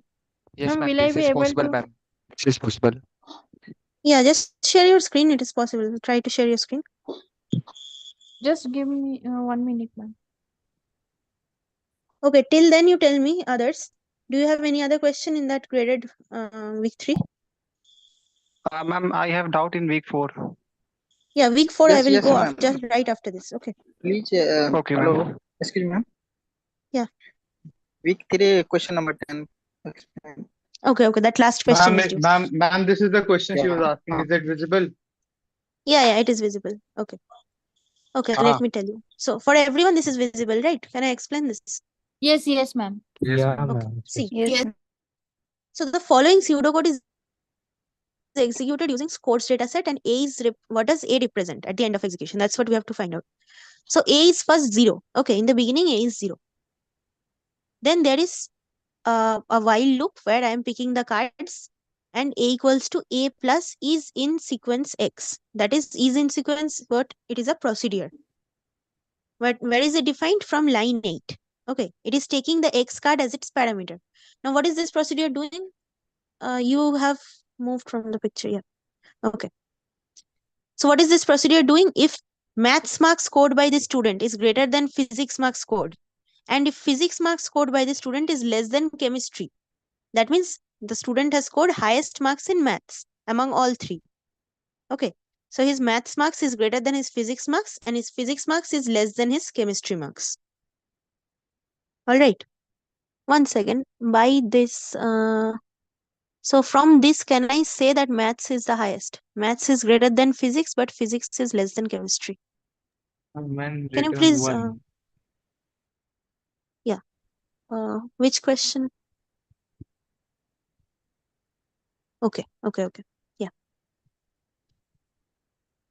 So it is saying that it will return 1 whenever the student has scored more marks in maths than physics and more marks in chemistry than physics. That means physics is the least marks of that person. That much I can say from the procedure itself, that that person has scored least in physics. Yes, Yes, or no? ma'am. Yes, ma'am. So it will return on 1 only then. Okay. Ma'am, I have So selected the option number of students with highest marks only in maths and lowest marks only in physics. so can you tell from this information whether the person has highest in math? How is that possible? That person must can have highest in chemistry also. Then also it will return 1. Check carefully. From this information, you can only conclude that the person has lowest in physics, but you cannot say whether they have highest in maths or chemistry. And ma'am, they are saying x dot maths greater than x dot physics. Okay, I'll give you a scenario. See, if the person has scored 60 in maths, 40 in physics, 80 in chemistry, fine. Yes, Then also it will return 1 because 60 greater than 40 and 40 less than 80. But does the Okay, person, ma'am. does that Understood. mean person Understood. scored right? Thank you, So ma'am. you can tell that physics is lowest. That's it. That's why last option Understood. will be true. Understood, ma'am. Ma'am, I have a doubt, ma'am. Please check it. Sorry? I have a doubt, ma'am. From graded week 3? No, ma'am. I have a doubt regarding the qualifier. Ma'am, should I Okay. stop sharing or is there any else question also? Can you go to the question 10? I think that's the last question. Oh, Just let me explain this, then I'll take you down. This is the question you're asking. Someone was asking this question. Anyone has a doubt in this question? Look at this. Yes, ma'am. Okay. Okay, let's solve Yes, it. ma'am. Who No, is ma'am. sharing the screen here? Ma'am, I'm sharing Laksh. Okay, can you please share it for this question also? Then you can stop sharing. This 10th one, na? Yeah, just keep it Yes, like ma'am. this. Okay. Yes, ma'am. It is like this. See, first of all, we have a variable called sum t. It is assigned 0. Again, count t is a variable that is also assigned 0 and b is also assigned 0. This is from which data set? Words. Okay. So while table 1 has more rows, read the first row x in table 1. So every time I read a card from table 1, count t is incremented. Right? In line 4. Line 5 is what? Sum t is equal to sum t plus x dot letter count. Okay. So for every card I pick, count is incremented and sum stores the letter count. Sum of letter count. So once I have gone through all the cards in table 1, what will count represent? Total number of cards in table 1 and sum t will represent total letter count. Yes or no? Yes, ma'am. Yes, ma'am. Yes, ma'am. After that in line 8, what am I doing? Sum by count. So B will be what? Average letter count. Agreed? Yeah. Yes. Yes, ma'am. Yes, ma'am. Then I have in line number 9, I have assigned 0 to variable A. Line 10. So after I was picking cards from table 1 and reading them and doing all this incrementing count and sum, I was moving them to table 2. So at the end of execution of this while loop, all the cards have been moved to table 2. Correct? So now when I pick cards, I pick them from table 2 in line 10. See, while table 2 has more rows, read the first row or read the first card X in table 2. If the word ends with a comma, okay, so the first whatever cards we are picking, yeah, one. Land number 8 actually sum upon count total. Okay. Land Yeah, number 8. so sum upon count is average. Yeah, average. No? Average letter Land count. option. B is storing average letter count. Yes. Yes. Yes. Okay. Okay. Yeah. All right. Now see, while table 2 has more rows, we will pick the cards from table 2. Now, if the first card that I picked, whatever word is on there, if it ends with a comma, then I will go to line 13 and check whether the letter count is greater than average letter count or not. If yes, then increment A. Okay. So what will A represent at the end of execution? It will represent all such words that end with a comma and have a letter count greater than the average letter count. Yes or no? Yes, So ma'am. option C is correct. Yes, ma'am. Yes. Okay. Yes, Ma'am, ma'am. You can stop sharing. Thank you so server much for टूटल हो sharing. Server टूटल ma'am, होने got में it. भी तक गिरा Hello, था option ma'am. D There is is so correct. much of गिरा था noise, शेष ma'am. रखा नहीं Hello, Giri Yeah, ma'am. yeah, So much okay. of Let noise. me server बिचम टूटल हुआ mute them. Ma'am, mute that One second. person. Ma'am, actually letter count is greater than the average, no? Yes. फिर गिर Who जाए has कोई letter count greater कोई than गिरा average कर letter लेंगे count? Ma'am, so it will be option D, not C, ma'am.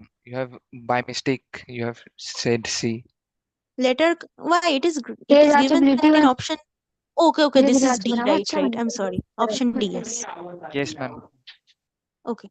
Ma'am, Okay, you can stop stop sharing. sharing. Yeah. Okay, Thank you ma'am. so much. Okay. Welcome. Ma'am, please mute Shraddha Singh. ma'am, please take it mic out after the assignment, ma'am. Yeah. Now we will go to week 4. One second, let me just mute this people. Week 4 कपड़ा से clearly सही से बैठाओ बैठी ना ही नहीं थे Mail Okay. regarding adding Now in we'll go the to Are you week 4. Okay. summarizing week 4 Hello, or ma'am. you go discuss the activity questions? Activity from week 4 I will not discuss. I will discuss practice if you want. Okay. Hello, And I will ma'am. give you a brief summary of the week. Yeah, can Hello, you ma'am. give a I Okay, ma'am. brief summary? Yes, ma'am. Hel- First summary, Yes, ma'am. ma'am. Everyone Hello, ma'am. just mute for now. Okay. Yes, do that. Just mute, Ma'am, what please. is the deadline in fourth week greater assignment? 3rd of Tomorrow, July. right? Wednesday. 3rd of June. Wednesday. Third I'm of not entirely sure. When is it? 3rd 3rd of 3rd of July. June. 3rd of July. Oh, Third. 3rd. Okay, then you have time. Then don't worry. Even if today we cannot take all the questions in Monday session, we will take. Don't worry. Hello, Ma'am, ma'am. I had sent you mail regarding adding to the Discord. You didn't respond to it. I have Ma'am, given all the mail IDs that were given to me. I have sent them to support. So they will be adding. ma'am, Okay. ma'am, See, if you haven't qualified, okay, if you are sitting for the qualifier now, then you are not going to be added to Discourse. Then you will be added to Google Forum only.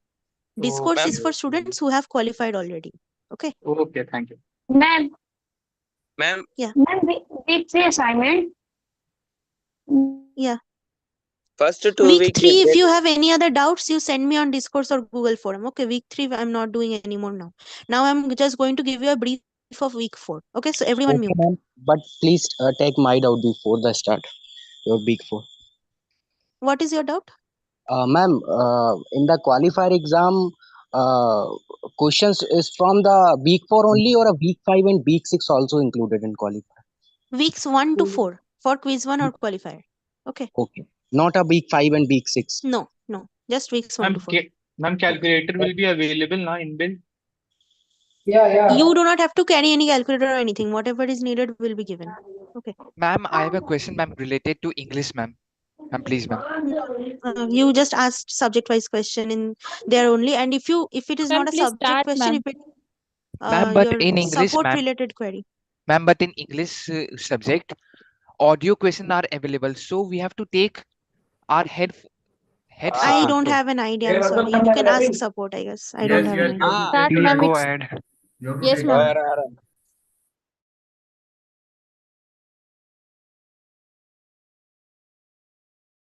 Ma'am, will there be a mock exam for CT before quiz 1? Yes, there will be.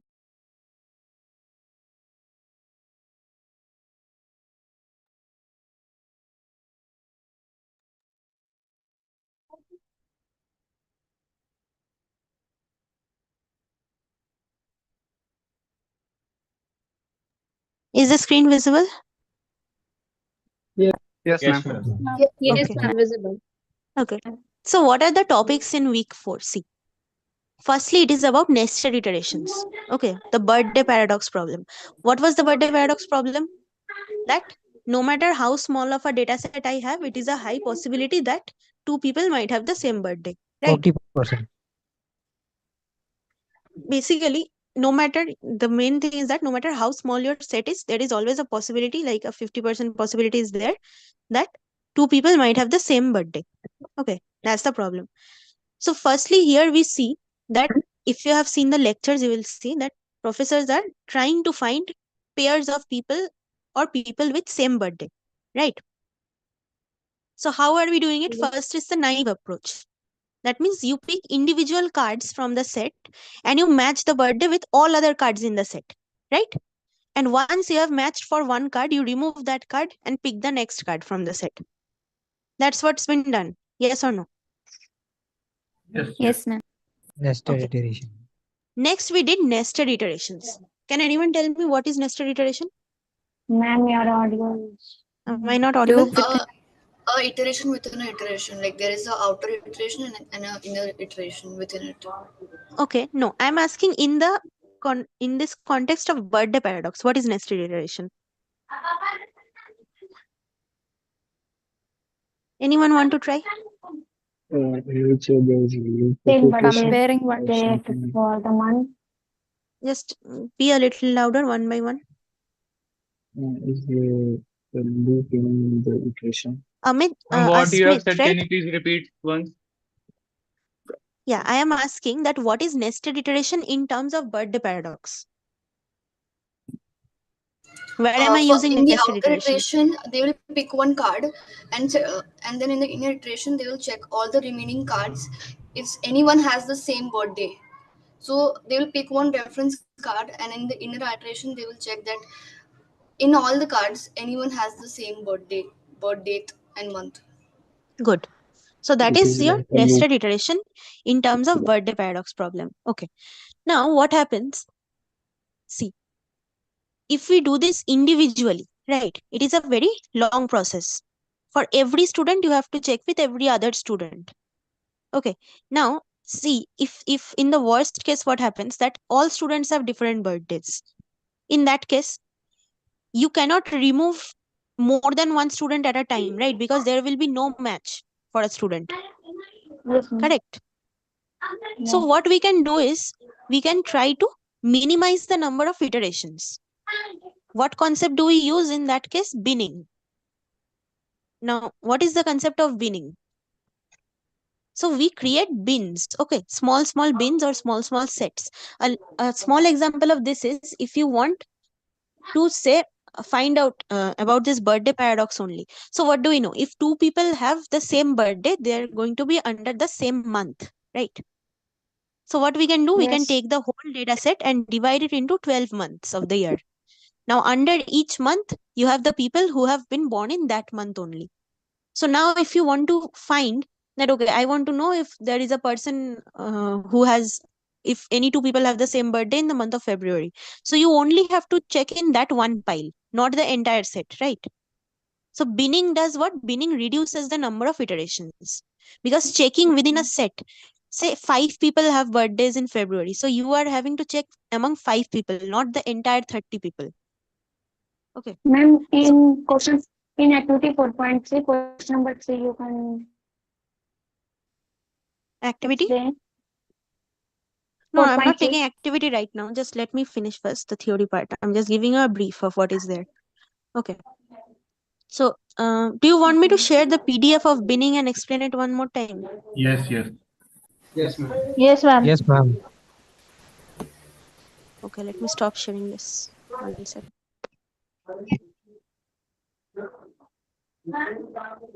Ma'am, till what time this session will be continued? I will just try to finish this theory once. Okay. Ma'am, So, Okay, ma'am. Ma'am, on 7 July, we have first morning shift or evening shift, ma'am? I'm not, see, this exam related Will be queries you can mentioned in ask a in hall support, ticket, okay? bro. Ma'am, they It do will be not released mention. before the 3 days of the exam. Everything Yeah, will the be dates released. and everything will be given to you, no? You'll get announcement for that. Just one second.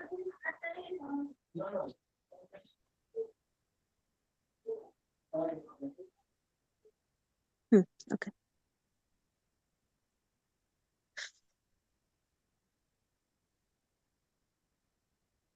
Can you see my screen? Yes, ma'am, it's visible. Okay. See, this is the most important concept of week 4. Okay, binning. Now, one thing you will notice that if you are solving the practice and graded assignments, one thing you will notice that activity questions are more related to what is in the lecture, right? Yes, ma'am. Activity questions are very minutely related to what's in the lecture. But your practice and graded assignments are an extrapolation of that. That means whatever concepts you are learning, we are actually using them in pseudocodes and asking questions from there, right? So try Yes, to ma'am. be more comfortable with pseudocode. Okay. Now let's just do this PDF one time, and then you can, if you don't have Ma'am, any in more questions. exam, graded type question will come, na? Not the activity type. Yeah, graded and practice. Practice from these Graded, two. that's it. Okay. Okay. Practice assignment is just for your, revision of the concepts. Okay. See. So reducing comparisons. What have we observed till now? So some computations seem to require comparisons of each card with all the other cards in the pile, right?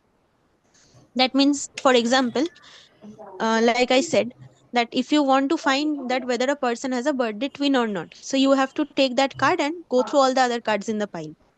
So we observed that if we can organize cards into bins, okay, on based on some criteria or heuristic, Where that can is we what a find this criteria. PDF? Where can we Sorry, find this PDF now? PDF is in supplementary contents, lecture PPTs. Okay. Okay. So we have observed that if we divide these cards into bins based on some criteria, then we can reduce the number of comparisons. Okay. Now let's check what is binning actually. I cannot download this. 1 minute. I need to write on this.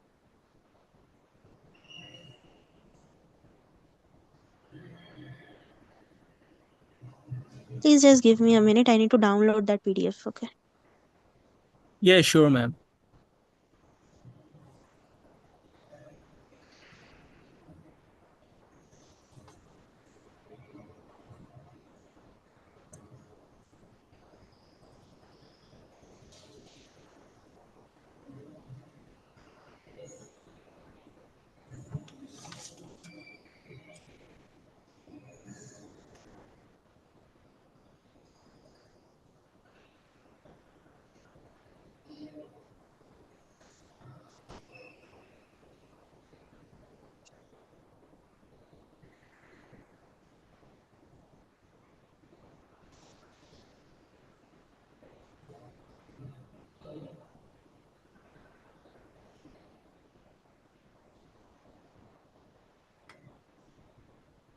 Okay.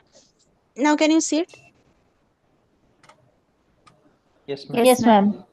Okay. Let's try to explain binning here. So compare each element with all other elements. So here what we have 5 elements. Okay. A, B, C, D, E. Consider these as 5 cards. Okay. So what we are asked to do, comparing each element with all other elements. That means A has to be compared with B, C, D, E. B has to be, so similarly B also has to be compared with B, A, C, E, D, right? So all of them with every other. So for 5 elements A, B, C, D, E, the comparisons required are A with B, A with C, A with D, A with E. So 4 comparisons for the first node. Okay. Next, for B, now you tell me, when I go to node B, do I need to put one more edge between B and A? No, If I no, ma'am. No, started with ma'am, it's A, already been done. right? So if I started with A, so I already compared with B. So when I go to B, I will only compare with C, D, and E, right? Yes, ma'am. So first Yes. one has 4 comparisons. For A, I will have 4 comparisons. For B, I will have 3. Now I am going to C. C, I will compare with D and E only, right? That means 2 comparisons. Yes, ma'am. See, here it is given with D and E. So 2 comparisons. Next, I will go to D. So D will only be compared with E. And for E, do I need to make any comparison? No, ma'am. It has already been compared with all other nodes. So for these 5 elements, to find all possible comparisons, how many are there? 1 plus 2 plus 3 plus 4, that is 10. Right? Yes, ma'am. Okay. So Ma'am, there is a formula to calculate So, ma'am, binning number of. reduces the number of comparison exponentially. There is a formula yes, we can to reduce the calculate number of number of comparisons by a great deal comparisons if we use binning. Let's see how. See, n into so n minus total 1 number by of 2. comparisons is 10 here. Okay. So for n objects, the number of comparisons will be what? For 5 objects, it is 10. 5. Yes, ma'am. Okay. For 5 objects, Yeah. it is 10. So I can make it a generalization by what? So N 5 into n means minus 1 1 by plus 2. 2 plus 3 plus 4. For n objects, I have to do 1 till n minus 1. Can I Upon say 10. this? Yes, Yes, ma'am. ma'am. Yes, Yes, ma'am. ma'am. So n can be anything, any number of object, but this is the general formula. So that's what is written here. Okay, this line. So for n objects, number of comparisons required will be 1 till n minus 1. Or you can, they have just written it in a backwards manner like n minus 1, n minus 2 up to 1. So I can write this as n into n minus 1 by 2. This is the formula. Okay. So for the Ma'am, sum can of you first n derive this natural formula? numbers. Sorry? No need to Can derive you the derive this formula n into n minus 1? There is no need for derivation. This is a simple formula for finding the number of, for finding the sum of first n natural numbers. Okay. That was n n into n into minus n 1 plus by 2. 1. N minus 1 minute. Sorry, I don't understand. What are you asking? No, ma'am, you continue. I'll ask you. So it's See, like 4, 3, 2, 1. So it goes one down. So 5. look, in the if n is 5, okay, then 5 into 4 by 2 is 10. That's what you are getting, right? So 1 plus 2 plus 3 plus 4. Instead of doing that, you can use this formula if you know what is n. Ma'am, the formula to add n natural number is n plus 1 by 2. And here it is n minus 1. So Oh, okay. that's why I was Right, asking. right. That is n into n plus 1, right? Good Yes, observation, right? ma'am. That is wrong. For first n natural numbers, it is n into n plus 1 by 2. Right, this is minus 1. It's right, This ma'am, is because for, we have taken it as n minus 1, n minus 2, n like that. right. If they Just would see, have the taken thing n, has n plus changed. 1, n plus 2, then it would have been plus 1. If But the I was That's why I was starting finding from asking for 1 difference, to n, derivation. okay, see, if I am finding from 1 to n, then the formula will be n into n plus 1 by 2. But I am finding from 1 to n minus 1, right? That's why the formula is modified now to n into n minus 1. Yes, ma'am. That is what I want to know the modification, ma'am. That's why I was Yeah, asking the it's modification going will in see. derivation. reverse order. Means the largest value is taken and it's 1 minus हो रहा है instead of adding. 1 Yes, minus कर exactly. रहा है उसको और फिर Just 1 तक आ रहा है. see, this is the formula, right? This is the formula. So Brilliant. from this term also you subtract 1, from this term also you subtract 1. Okay. So it becomes n into Yes, n ma'am. minus 1 Understood, by 2. ma'am. Thank you, ma'am. Okay. Next is, this is same as the number of ways of choosing two.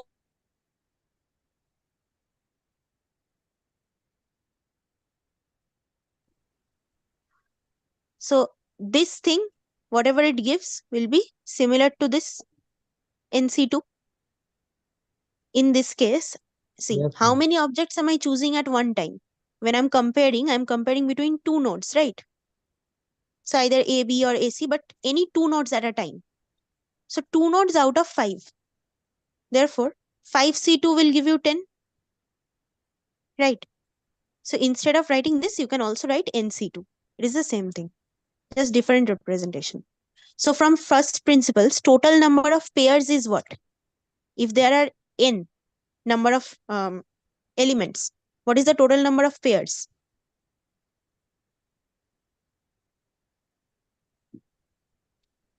N Anyone? into n. N into n. N into N n. into n number of pairs Yes, in ma'am. cross n.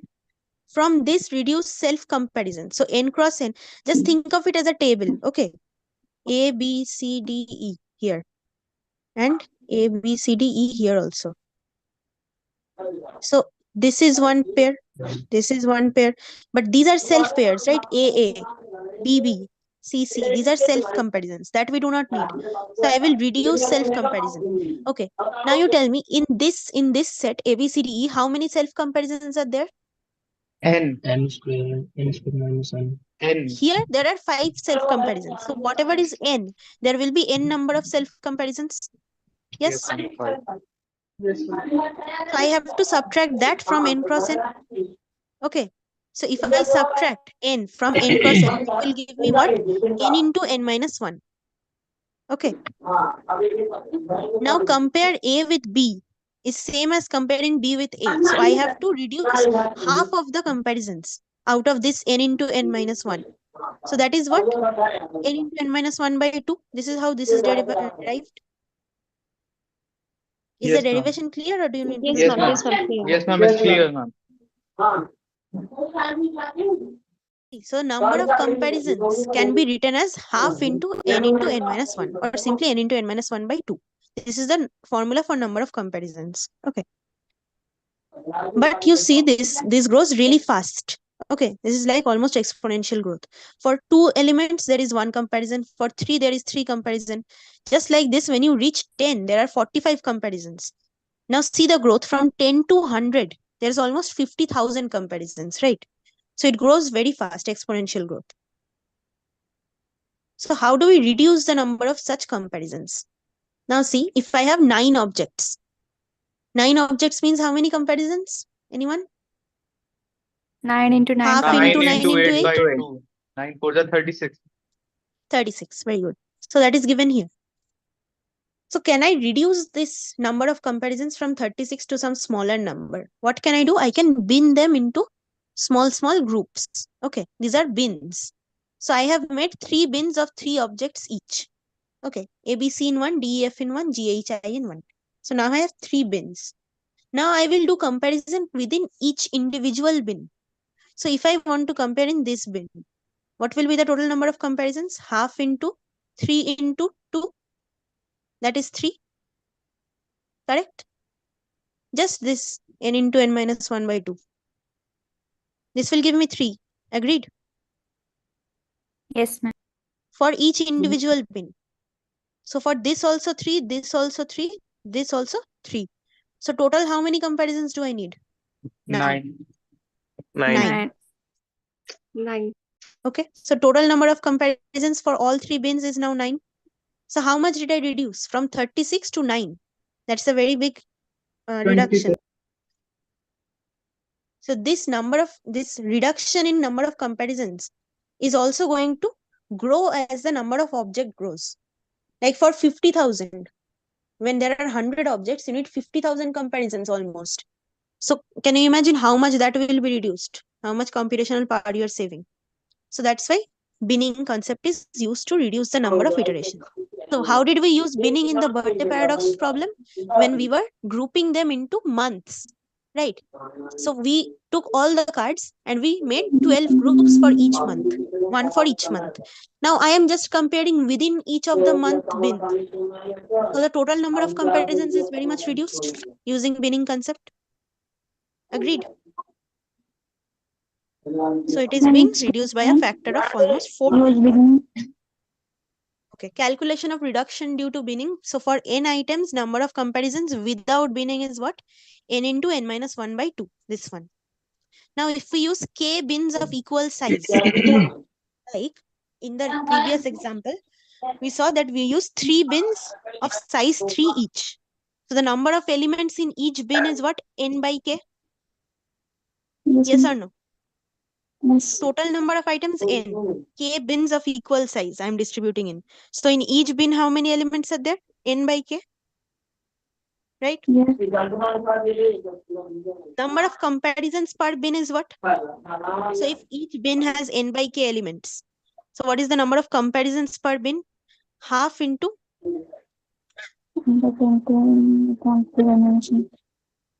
half into n by k N by K into N by K into minus. n by k minus 1. Okay. This is the same formula n into n minus 1 by 2. But in case of n is what? N by k now. Okay. So total number of comparisons is what? This is when we are using binning process. This is when you're using binning. Yes.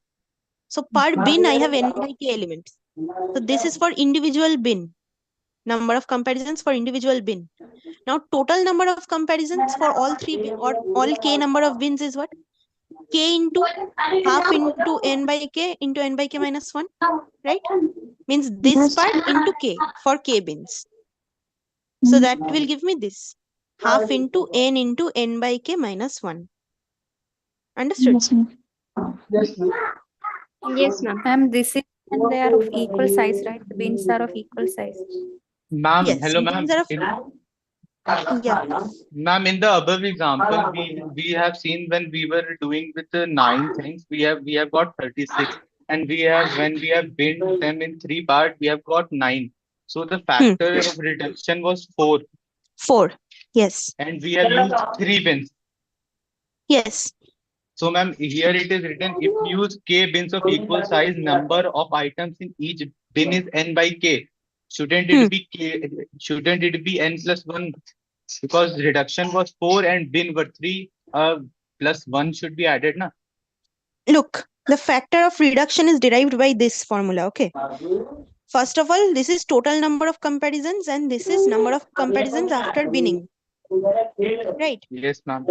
This is what individual bins number of comparison.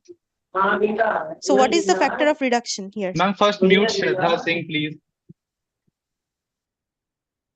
Sorry, what are you saying? Please mute Shraddha Singh. She's making so much of noise.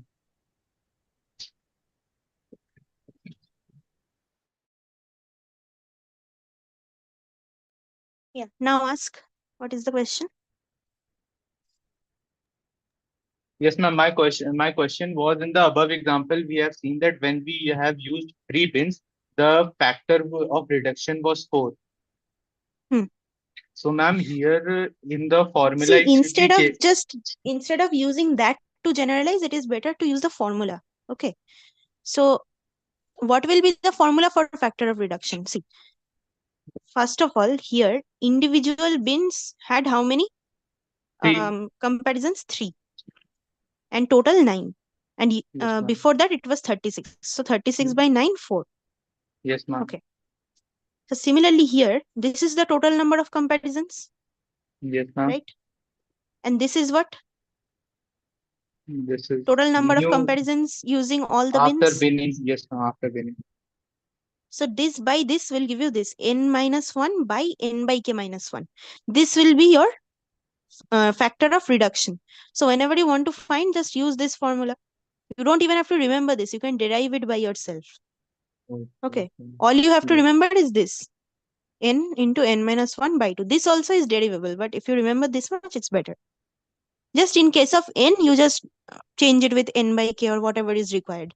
So for each individual bin, you have to change n to n by k, right? If there are k bins, because then individual bin contains n by k elements. Now, once you have modified this formula with n by k instead of n, okay, then you have found out what number of comparisons per bin.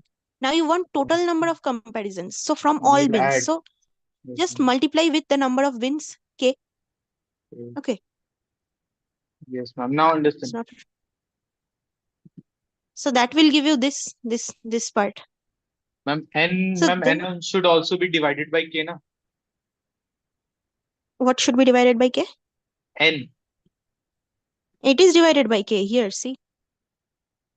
After No, you, ma'am, okay. you have written n into n minus No, 1 this by is just the general formula I have written. Okay. N into Yes, n ma'am. minus 1 by 2 is just general. Now, if you want to find this for particular bin, then the formula will be n by k into n by k minus 1 by 2. 1 by 2. Okay. That is this Into one. k. Now, for every bin, if you want to find the total, then an into k with this. Multiply with k. Yes, ma'am. Understood now. That Thanks. will give you this. Then you can find the factor of reduction just by dividing simply. Okay. So, yeah, that ends this. Okay, one more thing from week 4 is the fair teams problem. I think there was something called fair teams, right? Has anyone ma'am. got any idea what is fair teams? We have to make the pair of students, and the criteria is that both of them have a similar total marks, and if one has a better score in physics, then the other student has to have a better score in maths, so they both can help each other. Correct. So we have to make such teams or pairs of Very good. students. Okay. So exactly what she said, that we want to find such students who can help each other. So firstly, here also we use the concept of bins. How did we use it? See, we divided students according to marks. Okay, what is our goal? We want to find such students who can help each other. That means if one person is good in, if one person has scored good marks in maths but bad marks in physics, then I want to group them with someone who has scored good marks in physics but bad marks in maths, so that they can both help each other out. But how will I find such people? Okay, so what am I doing?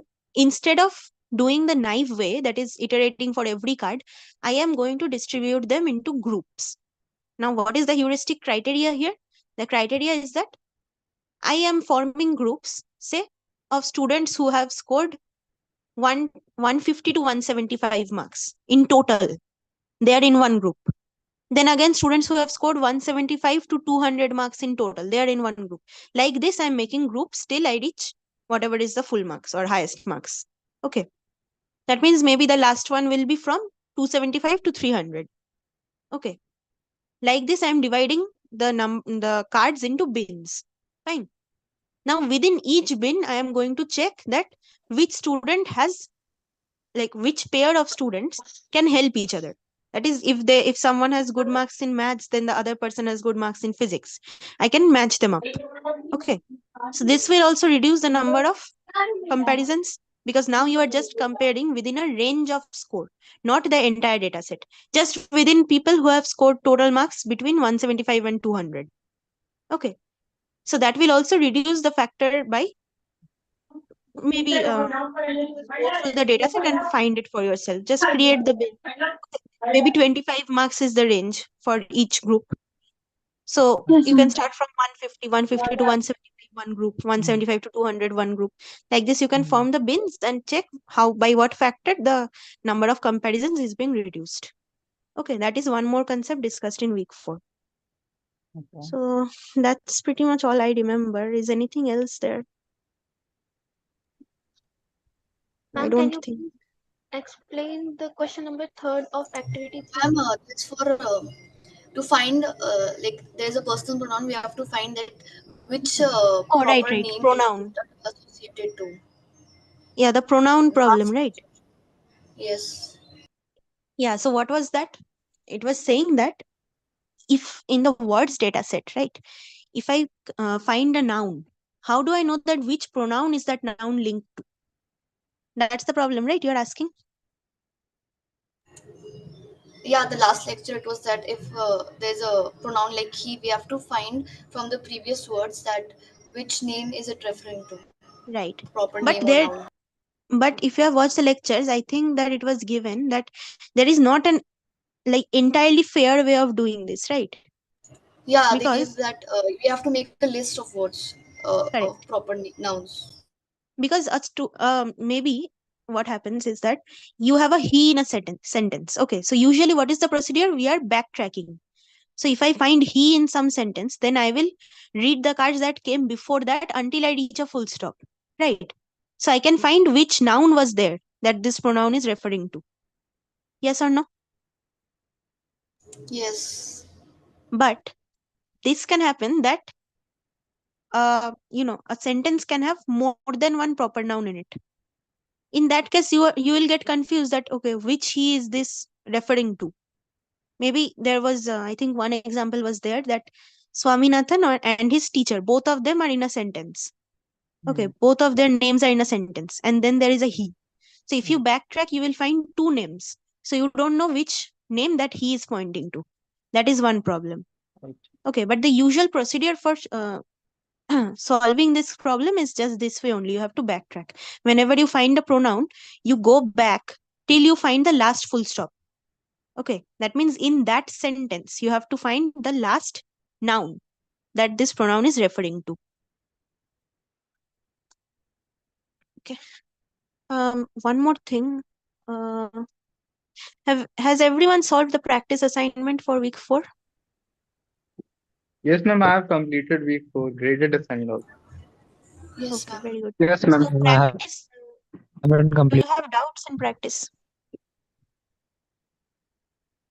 Ma'am, Week we for should take it practice? tomorrow or in Yes, ma'am. somewhere I else. have doubt It's in been a practice long environment. time. I'm just asking. I'm asking for now. If you have doubts, okay, you can either ask in Monday session or whoever is in Discourse, you can tag me in Discourse and send the doubt there also. Okay. And in Google Forum also you can post. The TS will answer there. Ma'am, you take doubt in direct mail. Mail, actually, I get a lot of mail, so it sometimes gets, I do not see them all. But if I take, are you a qualified student or are you sitting for the No, ma'am, qualifieds? I'm sitting for a qualifier. Ma'am, I am Then you can qualified. only join Google Forum for now. Okay. Okay. Discourse is for students who have already qualified. Yes, ma'am. I Yes, am ma'am. qualified. I want to know how to join Discourse. You are not in Discourse? No, ma'am. What's your name? Shubham. Okay, Shubham, can you send me your email ID via mail? You know my mail ID? I'll just post my mail ID. You send me your mail and just tell me the issue in the mail once, okay, that you're not added to Discourse. Ma'am, I am also not ready to the. Okay, I'm just posting my email ID in the chat box. Everyone who is a qualified student and is Yes. not added to Discourse, you send me the mails. And if you are going to give the qualifier but not added to Google Forum, you also send me your email and name. Okay, but mention the I issue am in added the mail. student, but not getting the uh, questions or doubts. You have posted doubts or No, you sent the last PDF, right? Last previous class PDF. I didn't. no. Actually, I'm really sorry. I forgot to upload that. I got really swamped, so I actually forgot to upload the annotated PDFs last week. I Ma'am, will Google upload this Forum, week. that group which are made it, na? That only, Google Forum. Yeah, the Google Forum group that is for qualified students. Ma'am, can I ask the graded assignment in Discourse? Yeah, sure. No, see, graded, do not ask anywhere before the deadline is over. After deadline, you can ask in Discourse. Ma'am, I only want that the instructor will explain the question. Anyone can Okay, then send you the just Google tag the Forum link. instructors. Okay, just tag the Okay. instructors in your Discourse post. Okay. Anyone can Okay, share the link of Google Forum. I have shared my email ID. So you just send me the mail regarding who wants to get added to Discourse and Google Forum and send me your mail. Okay. So I cannot add you. I have to give it to the support team. They will add. Fine. Okay. So for today, I have given you a brief of week 4. What are the lectures covering? What you can do now is solve the activity and practice before you attempt the graded, and the doubts you can post as well as ask in the Monday session. Fine. Yes, ma'am. Thank you so much, ma'am. Yeah. Thanks a lot. Thank you, ma'am. leave In now. Monday session, we will Thank be you, ma'am. discussing Good week night. 4. Sorry, what's the Thank you, question? ma'am. Good night. Good Ma'am, night. in Monday session, we will be Thank you, discussing ma'am. week Good 4. night. Good night. Good night. Monday session, I think week 5 will be started, but you can ask some of the doubts in week 4 also. No problem. Hello. Okay. Ma'am, I have doubt in Can you practice send the assignment Google of Forum week link? 4. Google Forum link, I don't have it right now. Okay. What Anyone I can can? do. Anyone can? If anyone has the forum link, just share it in the chat, please. And otherwise, I will ask the TS to Ma'am, please maybe tell call me, back. ma'am, how to join in Discourse. How to join in Discourse? Discourse. Are you qualified already? Yes, ma'am. Okay, just send me your mail ID. Okay, I will add you. Yes, ma'am. Thank you, ma'am. Okay. Ma'am, in which I need to send you the mail, ma'am. I have shared my mail ID in chat. Ma'am, I didn't It is get any. manidippa@study.iitm.ac.in. I'll share it one more time. Yeah, sure, ma'am. Thank you, ma'am. Yeah. Her email ID is mentioned in calendar, right? Yes, my email ID is in calendar also. So I have posted it one more time. Okay. All right, everyone. You can ask the rest of the doubts, as I said, on Discourse or Google Forum or in the next class also. Thank you so much for joining. Have a good night. Thank you, ma'am. Thank Yeah. you, ma'am. Thank you. Time to say goodbye.